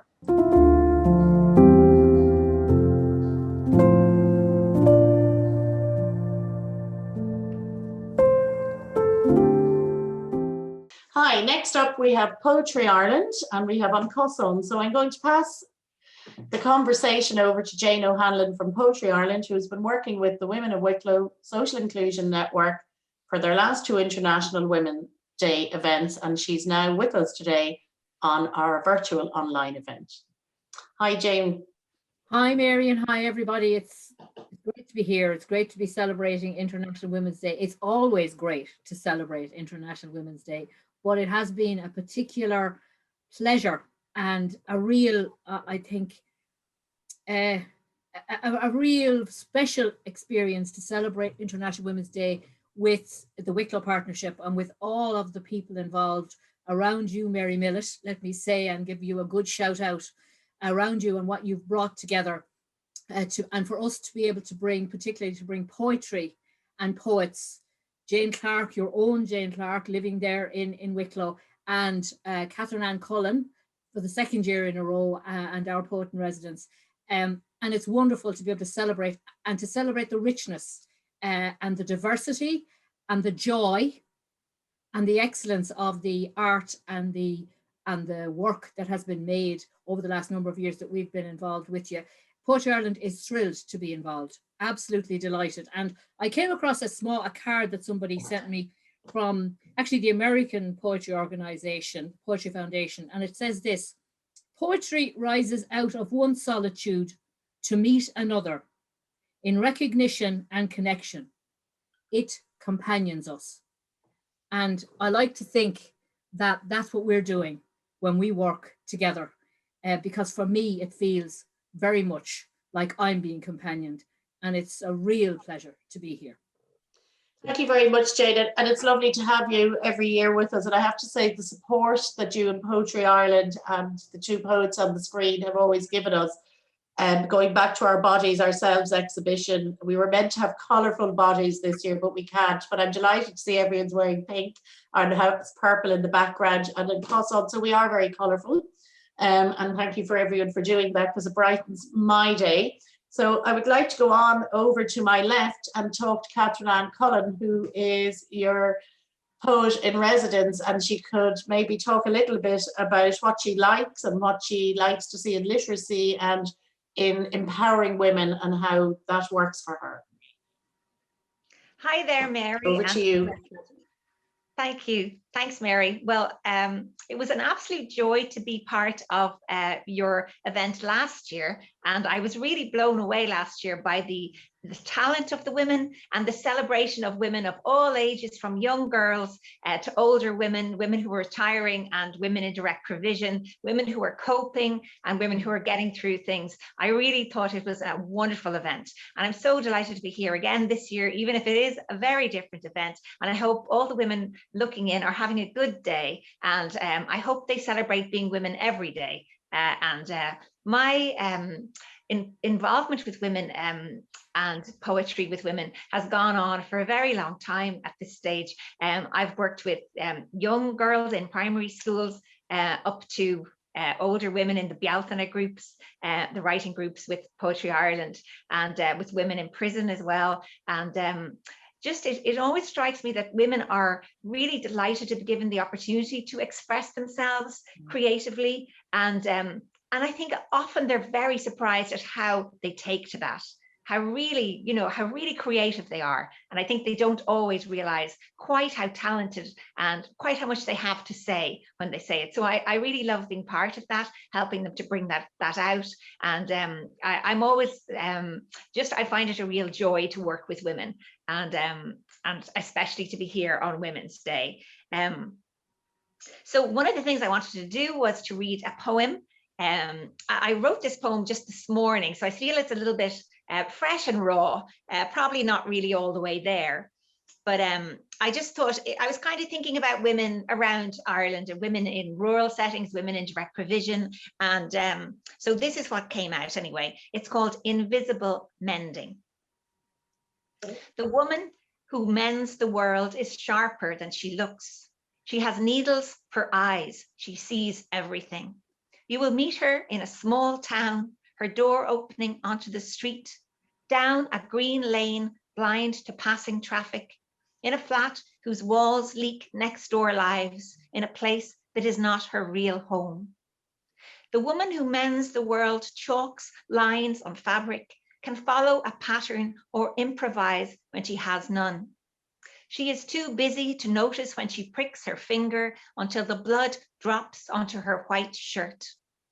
The woman who mends the world can piece together the torn fragments of the story her sister tells her. She would unpick 7 suits of raven's feathers so her brothers can come home, make cushions from the seal skin that traps her daughter. The woman who mends the world doesn't wait for the fabric to gape. She sees the edge fraying, grabs her scissors in the nick of time. Someone will always point out when she drops a stitch, but no one notices the invisible mending. Gorgeous. Oh, thank you. So, well, that's just a little poem for today to celebrate all the women that work in the background and notice all the small things and keep things going. I think, women really, really keep things going, and they're often hidden, and I think one of the things that you do, Mary, is you really bring women out, and celebrate what they do there in West Wicklow. And I think that's really wonderful. And I'm looking forward to hearing what the others have to say as well. I don't want to hog the time too much because I know we don't have too much time. But so I'll hand back to you, Mary. Okay, and I'm going to hand it over to Jane Clark next, who goes back further than just Women of Wicklow with us in the Social Inclusion Network, and she lives very close. I hope that's okay to say, to Rap Drum, and this is hosted by the Rap Drum Rap You women's group. So off you go, Jane. You basically bring literature and poetry across the county, and I know you had a literacy group and a literature group, I think is a better way to put it, in Arklow at one stage, because I'm also a gardener and I keep hearing from another gardener called Lucy who was in that group how wonderful it was, Jane. Okay, thanks very much, Mary. And yeah, I'd just like to add to what other people are saying about how wonderful it is to have an opportunity to celebrate women in Wicklow. And like Catherine Ann was saying, this year and the year before and the year before, what we saw was all these women coming together. And I thought those events were distinguished by love, actually. There's, the kind of love of each other, these women who've been working together about the dancing, the singing, the music, and this support. And I think that writing together helps us realize that we're not different to each other, that we all share the same challenges, the same hurts, the same disappointments, the same struggles, and also that the same often very small things give us hope. And I think that's what community development is all about for me. It's bringing people together in a way that they realize what they share, what they have in common. And I worked in community development for over 30 years now, and you know what I see in Rathdrum and Rathnew and over in Baltinglass and Blessington is very much what we were doing years ago in Sean McDermott Street. It's the same seed that started then back in the early 80s and that has continued. But I loved Catherine Ann's poem there, and it's wonderful that it just comes straight from this morning. That's really exciting. And so I was thinking about Mary's theme of ordinary heroes. I love that theme for today. Yes. And I was thinking that one of the ways in which women are ordinary heroes for each other is as neighbours. And so, like, you know, we have many good men neighbours, but today I wanted to celebrate our women neighbours. And so this is a relatively recent poem on that theme. Fences. From the woods at the top of the fields, lights flicker on in the houses scattered like boulders along the narrow road below. One of our neighbours will be calling children for dinner. Another will be locking in hens, then closing a rain-swollen door and heeling off their Wellingtons. For all that we need gorse hedges, sheep wire fences, lengths of post and rail. What makes good neighbours is the search for the cat gone missing, the loan of a pickaxe, a push downhill when the car won't start, the currant bread left on a doorstep when snow lies frozen in 3-foot drifts. So that's a kind of a thank you to our neighbours here. And as Mary says, we live just about 3 miles outside Rathdrum. And so there's often a need for a bit of support when the snow lies in 3-foot drifts. And again, I suppose it's that thing that it's when that struggle brings people together and that need brings people together. And I think in the time of COVID, what the women's groups in Wicklow have managed to do is keep going, and that's such an achievement, and that we need connection more than ever at the moment. So I'll leave it at that for now. Thank you, Mary. Okay, thank you very much, Jane. Next is Marie Flanagan from Uncosson, which is Second Chance Education, started by 2 women. She has done a lot of work with us and partnered, especially in the last year. It goes back a bit to social enterprise and addictions 3 and 4 years ago. This year, much more stuff with women, and Catherine Lane, the National Women's Council. So I'd just like to thank you for all the support you've given the Women of Wicklow Social Inclusion Network over the last year, Marie. And would you like to tell us a little bit about what Uncosson does for empowerment and education for women? Thank you, Mary, and thanks so much for having us here today and to be part of this very special event on International Women's Day, which has always been a very important day in the calendar of Uncosson, and to be part of all of these wonderful women from reading lovely poetry. It's a privilege.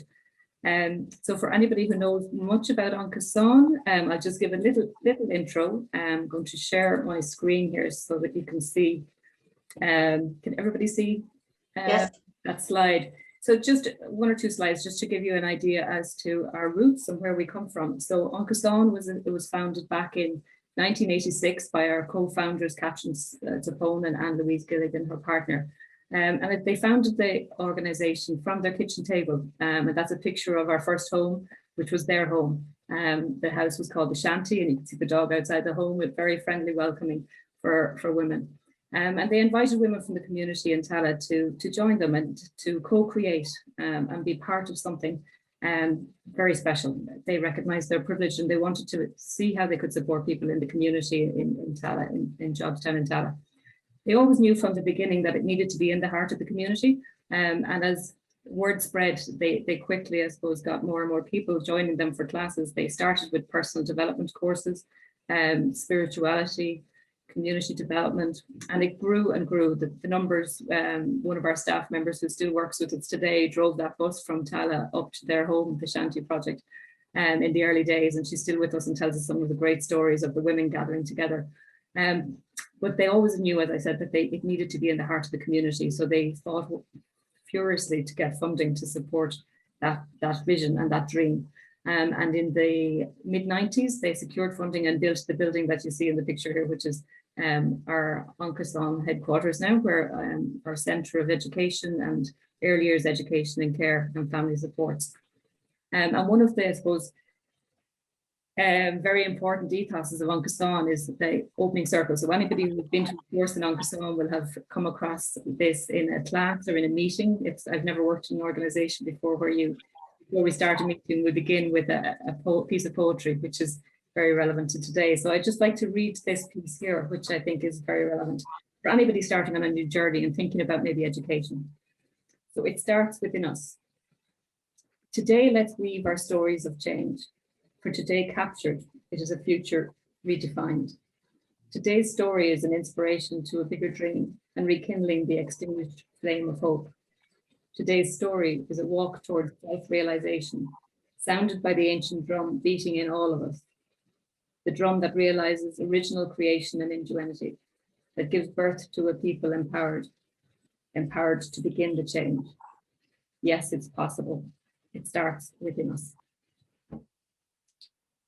I really like that piece, but because I think you talk about heroes, and I know for us, the learners that we meet every day who come from very challenging backgrounds and marginalized communities across the country, and have really have a vision to get back to education, and they are the heroes that I meet and have support every day. And as you mentioned, the people that we worked with in Wicklow, we've worked with many community organisations across Wicklow and across the country, and this is a picture to show you the team that supports that vision that Catherine and Anne started way back in 1986. Oncason now provides three main services, which is early education and care, adult education, which provides education opportunities for people to start at an access or introductory stage, right through to further education and to higher education in collaboration with our linked partner, which is IT Carlow. And this is the team, I suppose, that what started from a kitchen table has now grown to this wonderful team of people who all work together to support that vision and dream. We also have the counselling and family support team who support our learners who are coming from very, many difficult circumstances. We provide supports by providing that venue, that space where people can come together to do a classroom-based course. But over the years, we developed our online community education model, which is where people can access courses from all over the country. So now, when COVID struck, Oncason were actually well placed to be able to step in and go fully online for learners. So we have learners all over the country who are accessing courses with us. We provide that hospitality that when you walk through the door of Oncason, or actually now in a virtual door when we come into our classes and into our open sessions, people get that warmth of I suppose somebody described it to me as they walked into the community in Oncason and Tala, and it felt like the building was giving them a hug. So we try to replicate that in the online environment by providing, the counselling, the supports. The student voice is very important. We're built on grassroots, so we encourage learners to be representative of their group and to share their voice. And then we provide lots of additional supports, like we have digital skills programs that we support because we know and we listen to the ground. We listen to people who are working with communities like yourselves and like different organisations, and we respond to those needs, and we build programs that will help and build, I suppose, that transformative community education, which is what our founders have the vision to do. And we can only do that by working in partnership with other organisations. So community, collaboration are all parts of, I suppose, the ethos that I would bring to my job. And we work with organisations all around the country. And this map here will just show you an example of the reach that Oncason has now in over 24 counties across the country, and actually counting. We probably have a learner in every county, but this represents the community organisations that we work. And as you'll see, there's a big cluster there in Dublin and in Wicklow, so we have lots of organisations. So working with you has been fantastic in terms of being able to, the community organisations that we work with around the country provide the image of like the learner who maybe doesn't have access to a computer, if they can't do it from home themselves, table, that maybe they can go into a hub like in Wicklow Partnership, or Tiglin is an organisation we've worked with for many years as well, and they support learners from their residential hubs. Family resource centres around the community.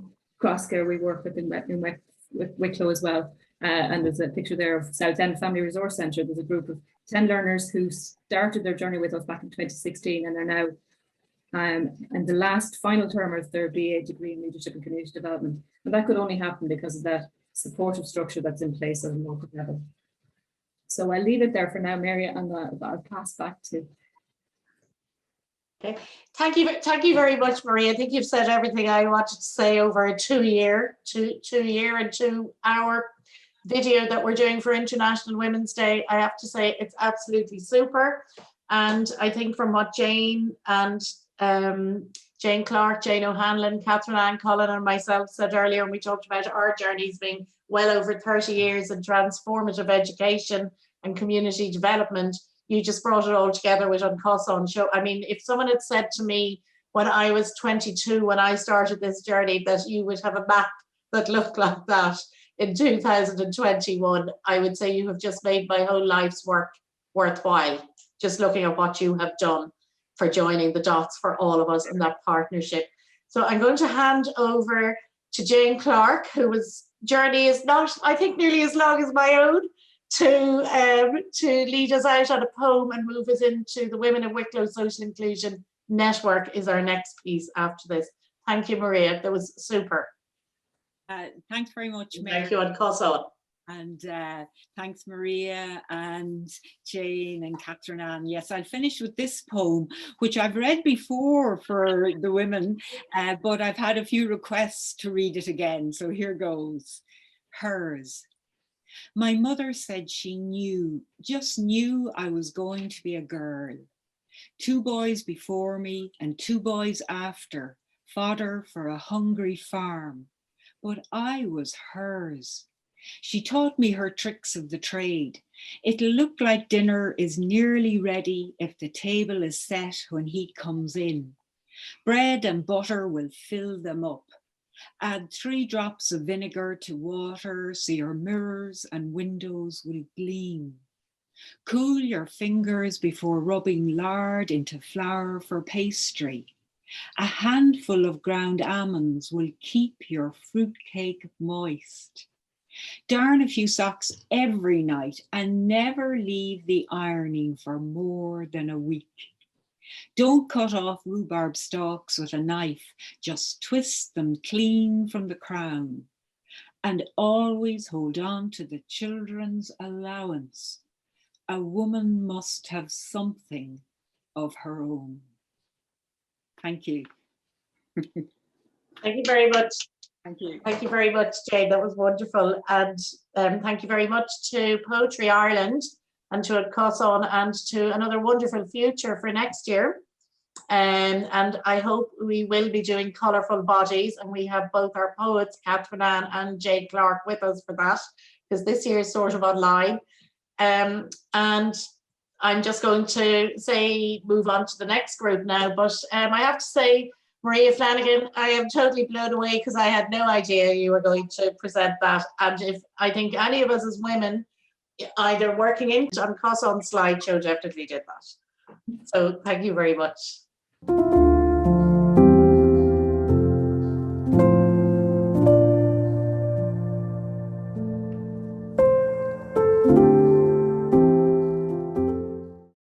The next group we're now talking to on International Women's Day is part of the network of the Women of Wicklow Social Inclusion Network. So we are actually going to have a chat with the Public Participation Network resource worker Helen Howes, support worker Gráinne Quinn, executive member and member of the Heritage Special Committee Anne Lyons, May Quaid, who is part of the Secretariat and also represents the PPN on the Tourist Board.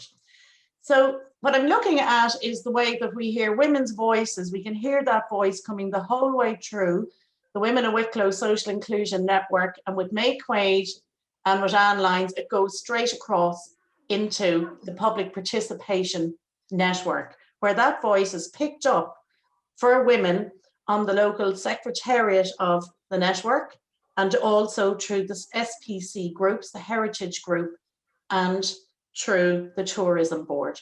So I'm going to go first to Helen Howes, who's the resource worker, to just explain how we go from local to regional to national, into policy with that voice, and why it's so important to hear the feminine voice. So Helen, this next, you're just going to see Helen is just going to appear on screen. And I loved your jumper for International Women's Day. Lovely and bright, Helen. So if you would like to explain the policy. There's PPNs in every local authority area. So there are actually 31 PPNs nationally. And what the PPN at local level does is support local people in local community groups to get their voices heard at local decision-making tables. So on the County Childcare Committee, on the Local Community Development Committee, on the Strategic Policy Committees. PPNs then also, they will network regionally. So for example, we've sometimes done a bit of work with Wexford, Kildare, Carlow and neighbouring PPNs. We would share resources that way. And then we also work and network nationally through our PPN Resource Workers Network, which I have to say is mostly ladies. Of the 31 PPNs, I think we only have three male resource workers. I think the rest are female. Then there's a national advisory group that oversees and supports PPNs, and women are actually very well represented on that group as well. There's out of the 16 members, 10 of them are women, and we've got some really good strong voices there. We've Catherine Lane from the National Women's Council of Ireland. So yeah, women are working really, really hard at local level, at regional level and at national level. Thank you very much, Helen. And I'm now going to go across and I'm going to ask Anne Lyons if she can just tell our audience what it's like to be a woman sitting on an SPC, which is a special committee in the County Council, and Anne sits on the Heritage Committee, and what difference that makes to bring in that female voice. And I just also like to say, when Anne brings in that female voice, she's elected in through community in her area in Wicklow, it also brings in the voice of the Women's Network. So would you like to talk a little bit about it, Anne, please? Mm-hmm. Well, I was elected onto the Heritage Committee through Ashford Community Group. As a group I'm involved with here in Ashford, and they put me forward and I was accepted. When I went on to the Heritage Committee, I was actually surprised to see the number of women were there rather than men. There's only a very few number of men on it. And I would say 3/4 of the committee are women. Everybody comes from different organizations themselves, and everyone brings their own values and whatever to the table. When I joined the committee of the Heritage, I was thinking in the lines of buildings, graveyards, that kind of our built heritage, and have a great interest in it. But one of the things I found very surprising was the first meeting I went to, the very first thing they were talking about was our lovely swifts. And there's actually, in Wicklow here, there's a count of swifts. They're keeping a record of the number of swifts in the county. They're also tell you how to put in a box or a block into the eave of your house to encourage the swifts to come and nest there. The other thing then was all the different things that Heritage are about and what's involved. And they actually have a 2017 2022 Heritage Plan. And in that, they're going to create more awareness for people about heritage and what's involved in heritage. As I said, for me, I wasn't thinking of swifts or anything along those lines. But to get the whole heritage thing out there and get more organizations involved about what's going on. The other thing we talk about in the group, of course, is our women. And this is a lovely booklet that I would recommend to anyone who has any interest in women and what they're doing. And it's called Our Wicklow Women. And it's a book about women who have done very well for themselves. In the kind of 1891, for example, we had Marion Ryan. She was a teacher, she was a nationalist, and she lived in Greystones. And the amount of work that she did. We have Jenny Wise Power. She was in Baltinglass. and she was very much involved in public life. We have somebody like Maria Curran. She was the first woman elected onto a council, and she was the first woman chairperson of a county council. So what I find about the heritage is it's an ongoing learning, and linked in then with PPN, and you're getting all the other information about what's going on in the other sections as well.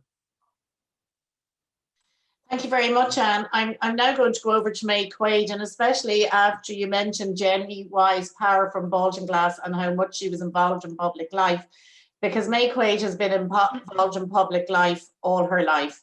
And she happens to be on the Secretariat of the PPN. She also happens to represent the PPN on the Tourist Board. And she also happens to be one of the founding members of the Women of Wicklow Social Inclusion Network. So I'm going to ask May if she would just like to talk a little bit, because it's quite a very important role on the Secretariat of the PPN, because it steers the PPN, it hears that voice, and the voice that she brings into tourism from it and for women, and the voice that she brings back. And just if you'd like, May, to talk about your experience of that volunteering in public life as a woman. Thank you very much, May. Okay, hello everybody. That was a very good introduction, Mary, thank you. But I've been involved with the PPN and on the Secretariat since it started. And it was originally started through Phil Hogan, who instigated the whole thing. And I must say, we were all a bit dubious at the beginning, but it has worked out amazingly well. And back in the day, we interviewed Helen for her job, and I think it was the best decision we ever made, because she has been a fantastic resource worker for the last 6 years, I think it is now, nearly. And it's great to see. What's going on now is absolutely wonderful. You have all the community groups have a voice. I'm not saying all of them. Over the years, we have had a fantastic growth in membership. And, you know, this great knowledge comes from the PPN. That's from the two girls. Of course, I didn't mention Grania either. Sorry about that. But Grania is there too. And she's very good at what she does as well. And I must say, it's wonderful to have people there that when you ring up or you have a query, that there's somebody always there to answer it. I'm also on the finance subgroup with Helen and some other people. And I approve quite a lot of the payments, and I must say meticulous work is done in that respect as well. Now, I was appointed then to the Tourist Board, and I became the company secretary, which was quite onerous because I have to do the minutes, and I'm absolutely terrified at times that I'll forget something. But to date, I haven't done that yet, so there's always tomorrow. But in saying that, there's great representation on the Tourist Board from women as well. There's quite a lot of people involved in that. And I also sat on the LCDC for 6 years, and there was a good divide on that. And that was, I think, the most interesting part of my tenure on the PPN. I loved being part of the cut and trust, if you like, of the LCDC and the LAG. And I also sit on, I represent Wicklow PPN on the national PPN as well, and I sit on a subgroup of that. And it's very interesting to hear the difficulties or the good things that are happening all over in different PPNs all in Ireland. Some people are not doing that well, and other people are doing extremely well. And of course, Wicklow is the flagship for everybody in the PPN. I must say, it's absolutely wonderful. And that's thanks to the two girls and also to the people who serve on the Secretariat. They are wonderful. And all the other people who represent us on the SPCs, they're all doing a wonderful job. And we're all getting our voice heard, and that is extremely important. Of course, my voice is I never shut up. That's my problem. But anyway, it's something that I really enjoy, and I'd recommend it to anyone. And if there are elections coming up in the not too distant future, I'd say to people, get yourself there, get elected, and get working with the PPNs. They're absolutely fantastic. Thank you very much, May. And I've never heard you be modest before, but you've actually been extremely modest saying that as secretary on the tourist board, you take the minutes and you might make a mistake, because the secretary, company secretary on any board is the most powerful and responsible position of the board, as it is responsible for the full governance of the company. So thank you very much. And then you brought Grania slightly in there. And I'd like to say, when Grania Quinn arrived as the support worker to Helen, we were delighted to see that Grania was actually positioned and was already home working before COVID in the west of the county, because it made my job with the partnership much easier when we go over to do the work in the west, because Grania does such wonderful networking already. And last year when we did International Women's Day over in the west, Grania with Helen and the PPN did the meet and greet. So I'm just going to ask Grania to talk a little bit about the work she's done in the West. And I know that you did a fabulous Hear My Voice a couple of years ago in Hollywood, and all of the community groups were raving about it. Thanks, Mary, and thanks for inviting me along to this. Yeah, look, I suppose the PPN has really kind of pulled in community groups from all over the county, really. And I suppose in the last couple of years, we undertook a project to really get out and hear community voice. And from that, we developed the vision for the community's wellbeing. And that would have started here in the West. We did a session in Hollywood and down in Carnew. And it was really a powerful, powerful experience. And the community, all community and loads of women really, really engaged with this opportunity to talk about, you know, what they want for their community. It was such a positive experience, and it's really been useful now for the PPN in giving us a kind of a mandate and giving us, you know, the voice of the community to bring forward for our representatives on the different committees to bring that voice forward. So there's a real strong mandate from the community, and I suppose International Women's Day, I can't let it pass without saying that, you know, the PPN has 49 representative positions on committees in the county, of which 28 of them are women. So, you know, it's nearly 60% are women. So that's a really, really powerful piece and amazing what women are contributing to their community. And I know that they're representing, you know, various pillars or, you know, the broader interests, but just the fact, you know, I think it really kind of reinforces what women are doing in their communities, for their communities in the county and throughout the country, I'm sure. And I think, you know, we'll continue to build that network and continue to work across the whole county, you know, so yeah. Thank you very much, Grania. And I would also like to take this opportunity for the women of Wicklow Social Inclusion Network to thank May Quaid and Miriam Murphy, Councillor Miriam Murphy, who isn't here at the moment, who are part of the Women of Wicklow Social Inclusion Network. And May Quaid brought in, when we were doing our terms and reference, the complete bottom-up democratic piece from the PPN of a rotating chair, so that every voice is heard and that there's a huge amount of skills developed with our women in Wicklow, and everything is equal. There is nothing male about it. It is all an equal voice. And I thank May Quaid for that. And I know the other women who worked with us on those terms of reference throughout the whole summer on Thursday mornings. Thank you too. So thank you very much for taking part in our discussion. And I hope you all enjoy the rest of International Women's Day.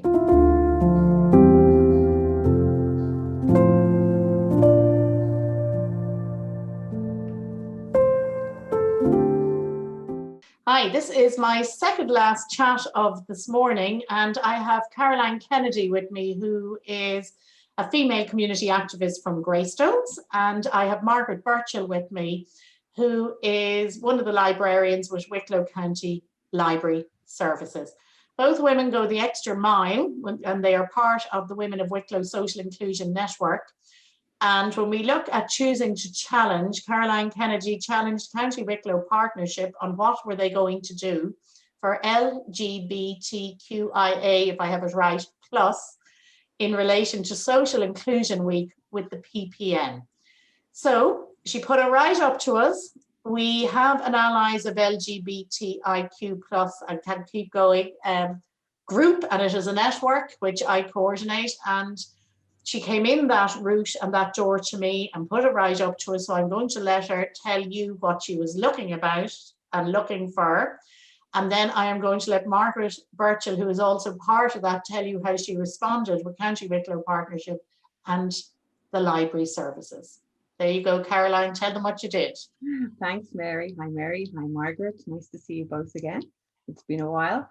And I suppose I didn't see any visibility in Wicklow for LGBTQIA kids in particular, and adults, and older people as well.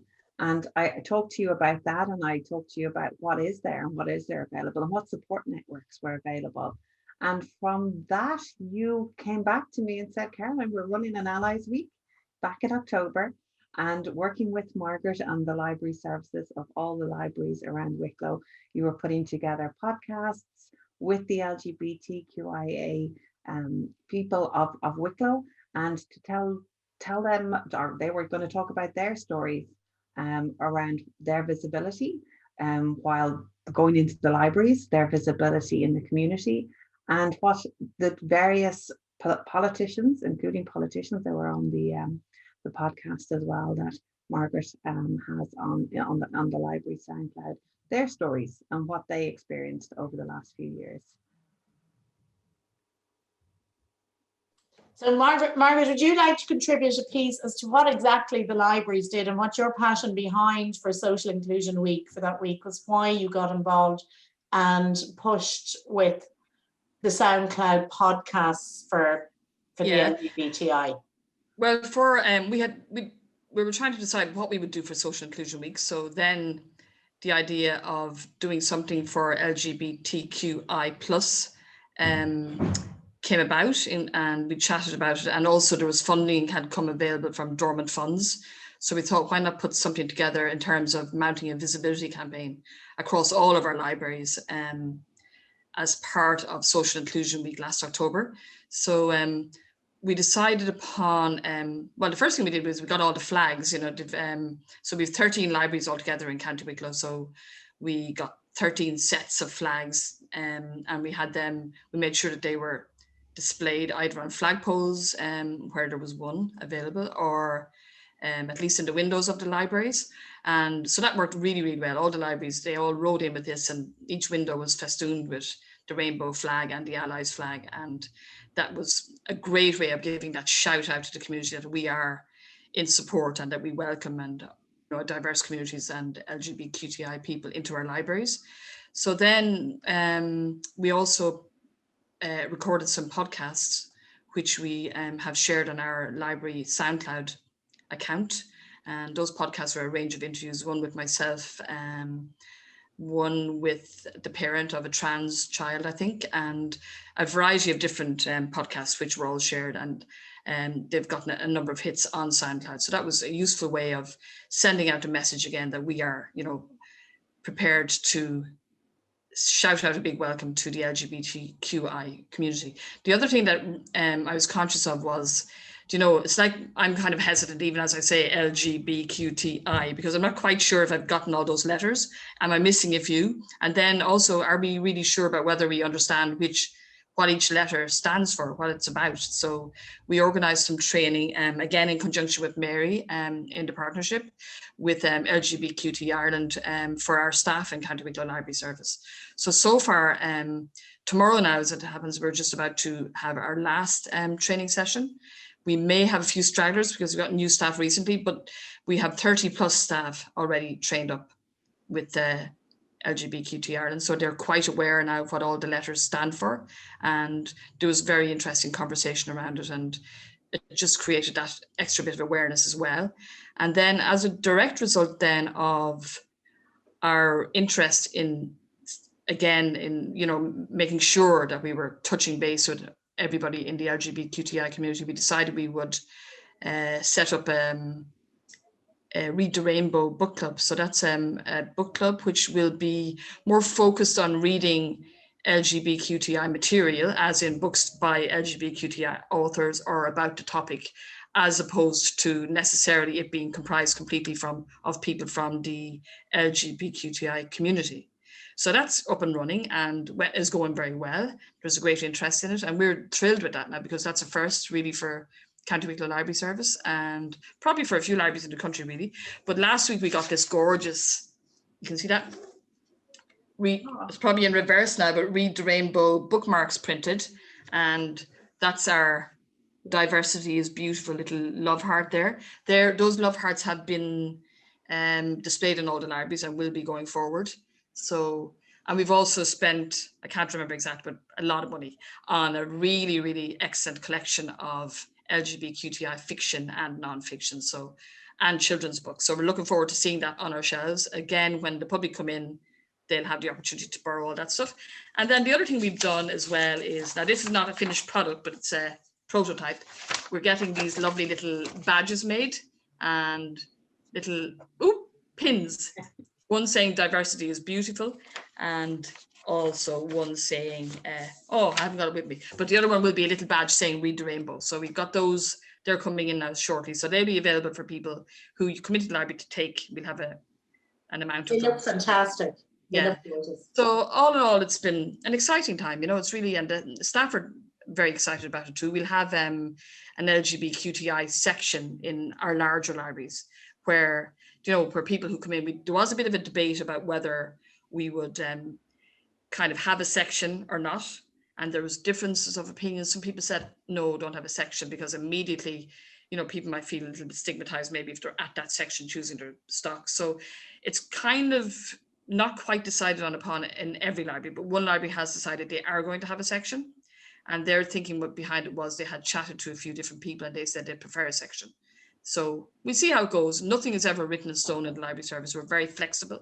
You're very diverse. You know, we can always change, and we might decide, oh, that doesn't work really, so we'll revisit that and do something different, you know. So all in all, we're very pleased and delighted, and you know, we're all about diversity really in the library service, and always have been, but now at least it's out there, we're doing it, and it can be seen that we're doing it.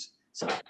And just to go back, Margaret, so when you're talking about the letters, and I know you've done a lot of training with your staff with LGBTI Ireland, I have to say that Caroline was absolutely superb, Caroline, when you were doing the podcast, because Caroline already does podcasts for another group. So she knows the letters inside out because she's the expert at this. And that's why we got Caroline when she put it right up to us in County Wicklow Partnership under the Sicap programme. What were we going to do? We thought, well, here's back at you, girl, because we can do what we can do. We can do our resources. We can bring in the Wicklow County Council through the library services. But between myself and Margaret, we might think we know everything, but we most definitely don't. We get it wrong. So we would love to thank you on behalf of our LGBTIQ+ community, if I got that right, for getting all the letters right and being the interviewer of the podcasts, because we were so afraid that we would upset somebody and get it wrong. Well, it was lovely to meet all the interviewees. They were lovely guests and they had amazing stories, and I highly recommend for people to go out into the SoundCloud libraries section and listen to the lovely stories. I have shared some of those stories with other people going through some of the experiences that, you know, some of the people talked about, some of the guests talked about since. So yeah. And we got huge feedback across the whole county from people who did feel very isolated, or whose children were on the letters, I'll call it, part of the tribe, and adults, that they didn't feel as isolated. I also got phone calls about the book club, and people were delighted, and they were people who don't use any of those letters. They just wanted to know more. The other thing it did for us in County Wicklow Community Partnership was it allowed Blessington Forum to work very strongly with us. It wasn't just the flags then in the library, and Margaret would know this. They turned the whole of Blessington into a pride weekend, even though nobody could go out. The GAA, the pubs, even though they were closed. The barbers, everything was flagged. And I have to say it was a wonderful experience, and I would thank hugely Andra Johnson for that. She is the community rep on another group that myself and Margaret sit on, which is the Interagency for the West. So she's the community member that comes over from the Blessington Forum, as you're the community member, Caroline, on the Allies. And she pushed out all the stops. I don't think Blessington knew what hit it, because Mary, you think about, a young person who maybe has just come out or whatever, and they arrive in Blessington and, they're going for a pint or meeting a friend. Isn't it lovely to think that they get the feeling that they're welcome and, Yes. that everything is going to be cool when they go into the pub, that there's no reason to be afraid or be nervous. I think that's a wonderful, if that came out of it, I think it's absolutely fabulous, And the GAA put and they have, the GAA have always been very friendly in that area, but they put the flags up. And I think the fact that there was nothing happening that could happen outside, it just showed that whole piece of Blessington Forum, who have a huge economic part in their forum as well as social inclusion. It was a huge thing. So I want to thank you as an unsung hero or heroine, Caroline, because you pushed us to do it. Our door is always open under social inclusion. We do lots of work with Wicklow County Council, and as there is a big community call throughout COVID, but it was an extra piece, I think, that you allowed Margaret and I to do. So I would like to thank you so much for that. And I'm now going to move on to Kildare County Council. Thank you very much.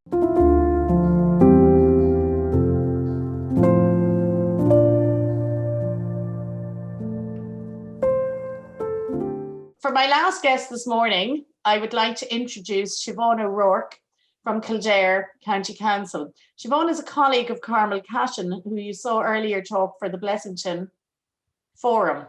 And she's also works as a community development worker officer for Kildare County Council. I just thought it was fitting for our last interview that we would ask Siobhan, who as the program manager for Age Friendly in Kildare, just to talk a little bit about the isolation that has happened to women during COVID and older women in particular, and what that voice is like and what the work that Siobhan does with them. And I know, Siobhan, that you started in the middle of your career, and you also worked with An Cosán that we had earlier on, and you worked with migrant women. So if I'd ask you just to say a tiny bit about both, maybe to introduce yourself with the piece on migrant women, because that was in a different space entirely, because this is all about women, and then to bring us and lead us into the last piece as to where older women are sitting during COVID. Thank you, Siobhan. Actually, it was a wonderful experience when I was doing the HDIP in adult education and community development through Maynooth. I got a place in An Cosán for a year working with asylum-seeking women. And it was very much at the start of working with asylum seekers. So in essence, really, I was on my own in a way. I learned as I went because there was no previous experience to work on. It was absolutely fascinating because I had about 10 different nationalities at different levels of being able to speak English and understand. So I think it was a wonderful grounding and a great understanding of different cultures and how it was difficult for them, to be in a different country. And actually, in my own lifetime, I was in England for 3 years, so I had the experience of living in a different place where I was from a different culture. So I could relate to them on a personal level. So yes, and it wasn't just about teaching English as a foreign language. It was about communicating with them. They brought their children to the creche there, and there was often little differences of culture about how the children were managed in the creche. So there was a kind of a facilitation, negotiation piece going on there. But that experience has definitely stood to me in the rest of my career. And do you see a way that you've been using that experience, Siobhan, when you've been working with older women and older persons, but we're only here to talk about women in Kildare, when you're talking about that difference in culture? I suppose we could even say there is that difference in family. Absolutely, absolutely. On our Kildare Older Persons Council, we have older women over the age of 55 who are on our committee. And they're from the 5 municipal districts. So we have women from all over the county. And Kildare is a strange county in that areas of it are very urban. And then other areas in North Kildare and in the South Kildare are very rural. So there's a huge mix. Kildare isn't often recognised as having so much of a rural area, but it has. Yes. And that is also a challenge for us in Wicklow, because we have big urban populations like Blessington, like Wicklow Town, and Rathnew is starting to merge into it. There is a different partnership company to ours, which is Bray Partnership, which takes the whole Bray area down over to Enniskerry, down into Greystones and on down towards Kilcool. So we take the more urban piece, but it has always been a challenge for us to reach out to urban women. And during COVID, we've had better success with that through home working and through using Zoom and doing things in the evening. I don't know if that has worked or if that is similar experience for Kildare, for the Age Friendly Network. Yeah, it has actually worked very well in the fact that they've managed to have, they meet every 2 months, and they've managed to have all their meetings on Zoom. So that, and there's a lot of work being done in Kildare now on digital pathways, on training women up to use the digital devices. And we actually have an Acorn tablet, which has been specifically designed for older people. So we're supplying them to the Age Friendly Women at this time, and they'll be able to train others in. Yeah, so it is keeping the lines of communication open. Would you like to say what's maybe the most positive piece that's happened with the Age Friendly program during COVID for you and for women? I think it's back to the voice, that the voice of older people, older women, has continued to be heard. The volunteers on our OPC are actually the voice of the women in their particular MD. So they have kept in touch through active retired groups, through sporting groups, through all the groups that they would normally be involved with. And I think also the COVID helpline that was run by Kildare County Council, that was a great lifeline for older people, and especially older women, because they could ring it up as many times as they liked with as many different issues. And sometimes it was merely loneliness. The issue wasn't really the issue. So we also were very lucky in Kildare to have the organisation alone. And we have, I think we have 3 befriending organisations, and they certainly would have linked through the partnership with more socially disadvantaged and rural isolated women. Yeah, so it was well covered. We did well.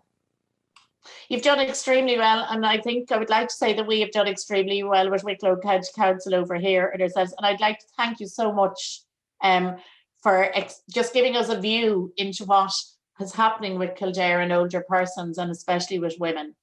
And also giving a big piece of yourself and your piece with An Cosán, because we work a lot with An Cosán, and that bottom-up piece and that piece with migrant women. And you are our last speaker for International Women Today, Siobhan, in 2021. This is County Wicklow Partnership's first ever virtual International Women's Day. And tomorrow, we would like to invite you. We have 3 workshops online. There's 11 a.m. in the morning till 1:30.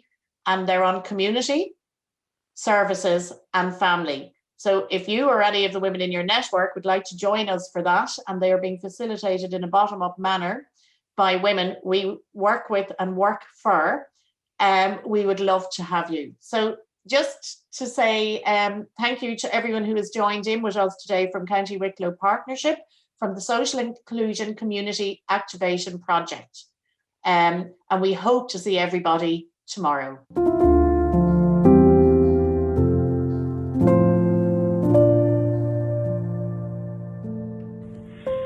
How you doing? Frances Black here, and let me first start by thanking Mary and the women of Wicklow Social Inclusion Network for inviting me to speak at your event today. Unfortunately, I can't make it, and I would love to have been there with you, but due to various different commitments, I just can't be there with you today. But this is a celebration of women on International Women's Day, and I am very well aware of the phenomenal work that you do within your community for women, and I am really inspired by your network and by the great work that you do. And I'm hoping that next year I'll be able to go down and maybe visit you in person and see for myself all the great work that you're doing. I hope today's event goes really well. I'm very aware that you've been doing this for a few years now. So again, apologies I can't be with you, but I just want to wish you all a great event today and happy International Women's Day to you all. Us women, we must stick together. So keep up the good work and hopefully we'll meet in person next year. All the best, Longa Fol.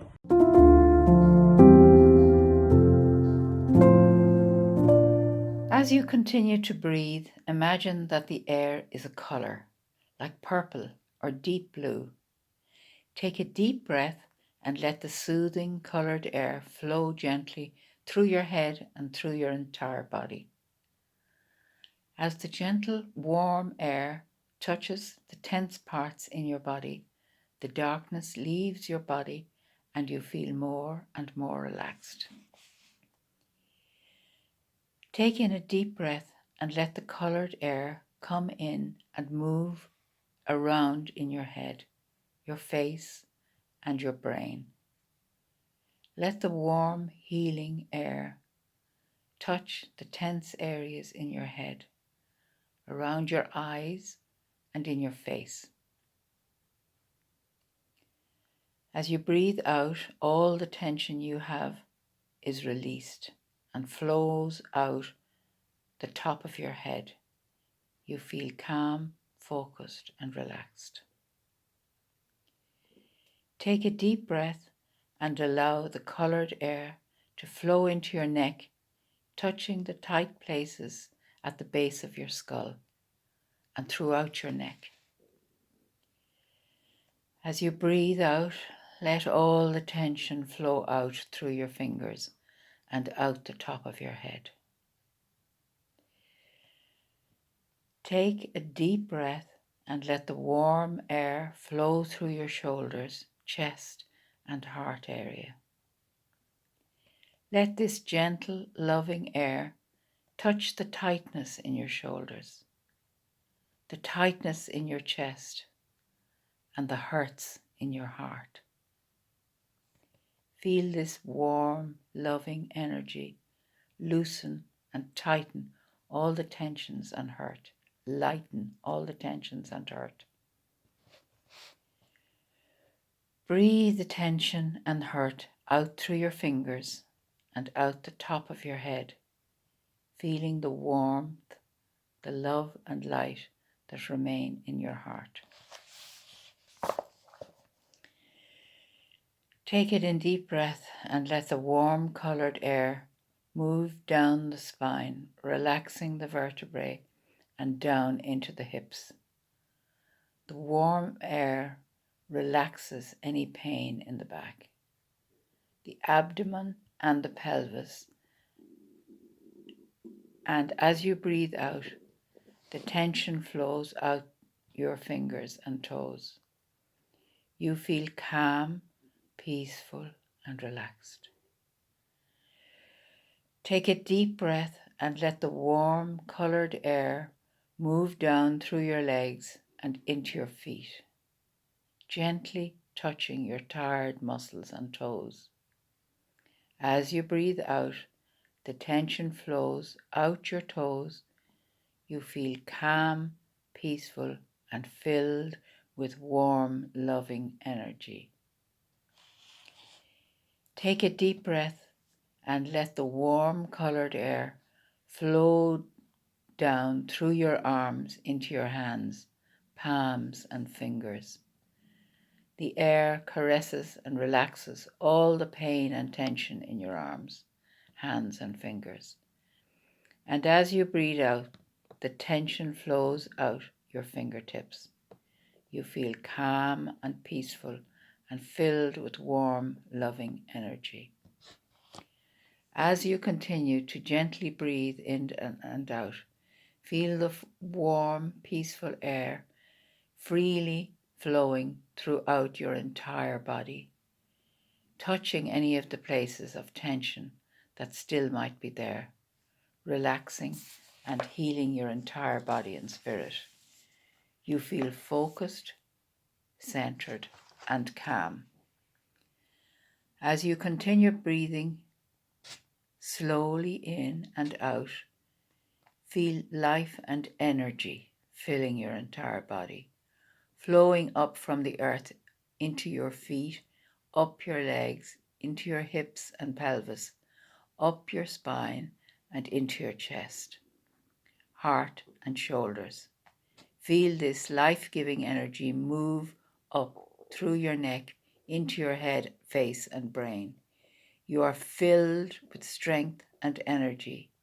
Feel the beauty, grace and sacredness of your body as men and women. You are the center of light, peace and love.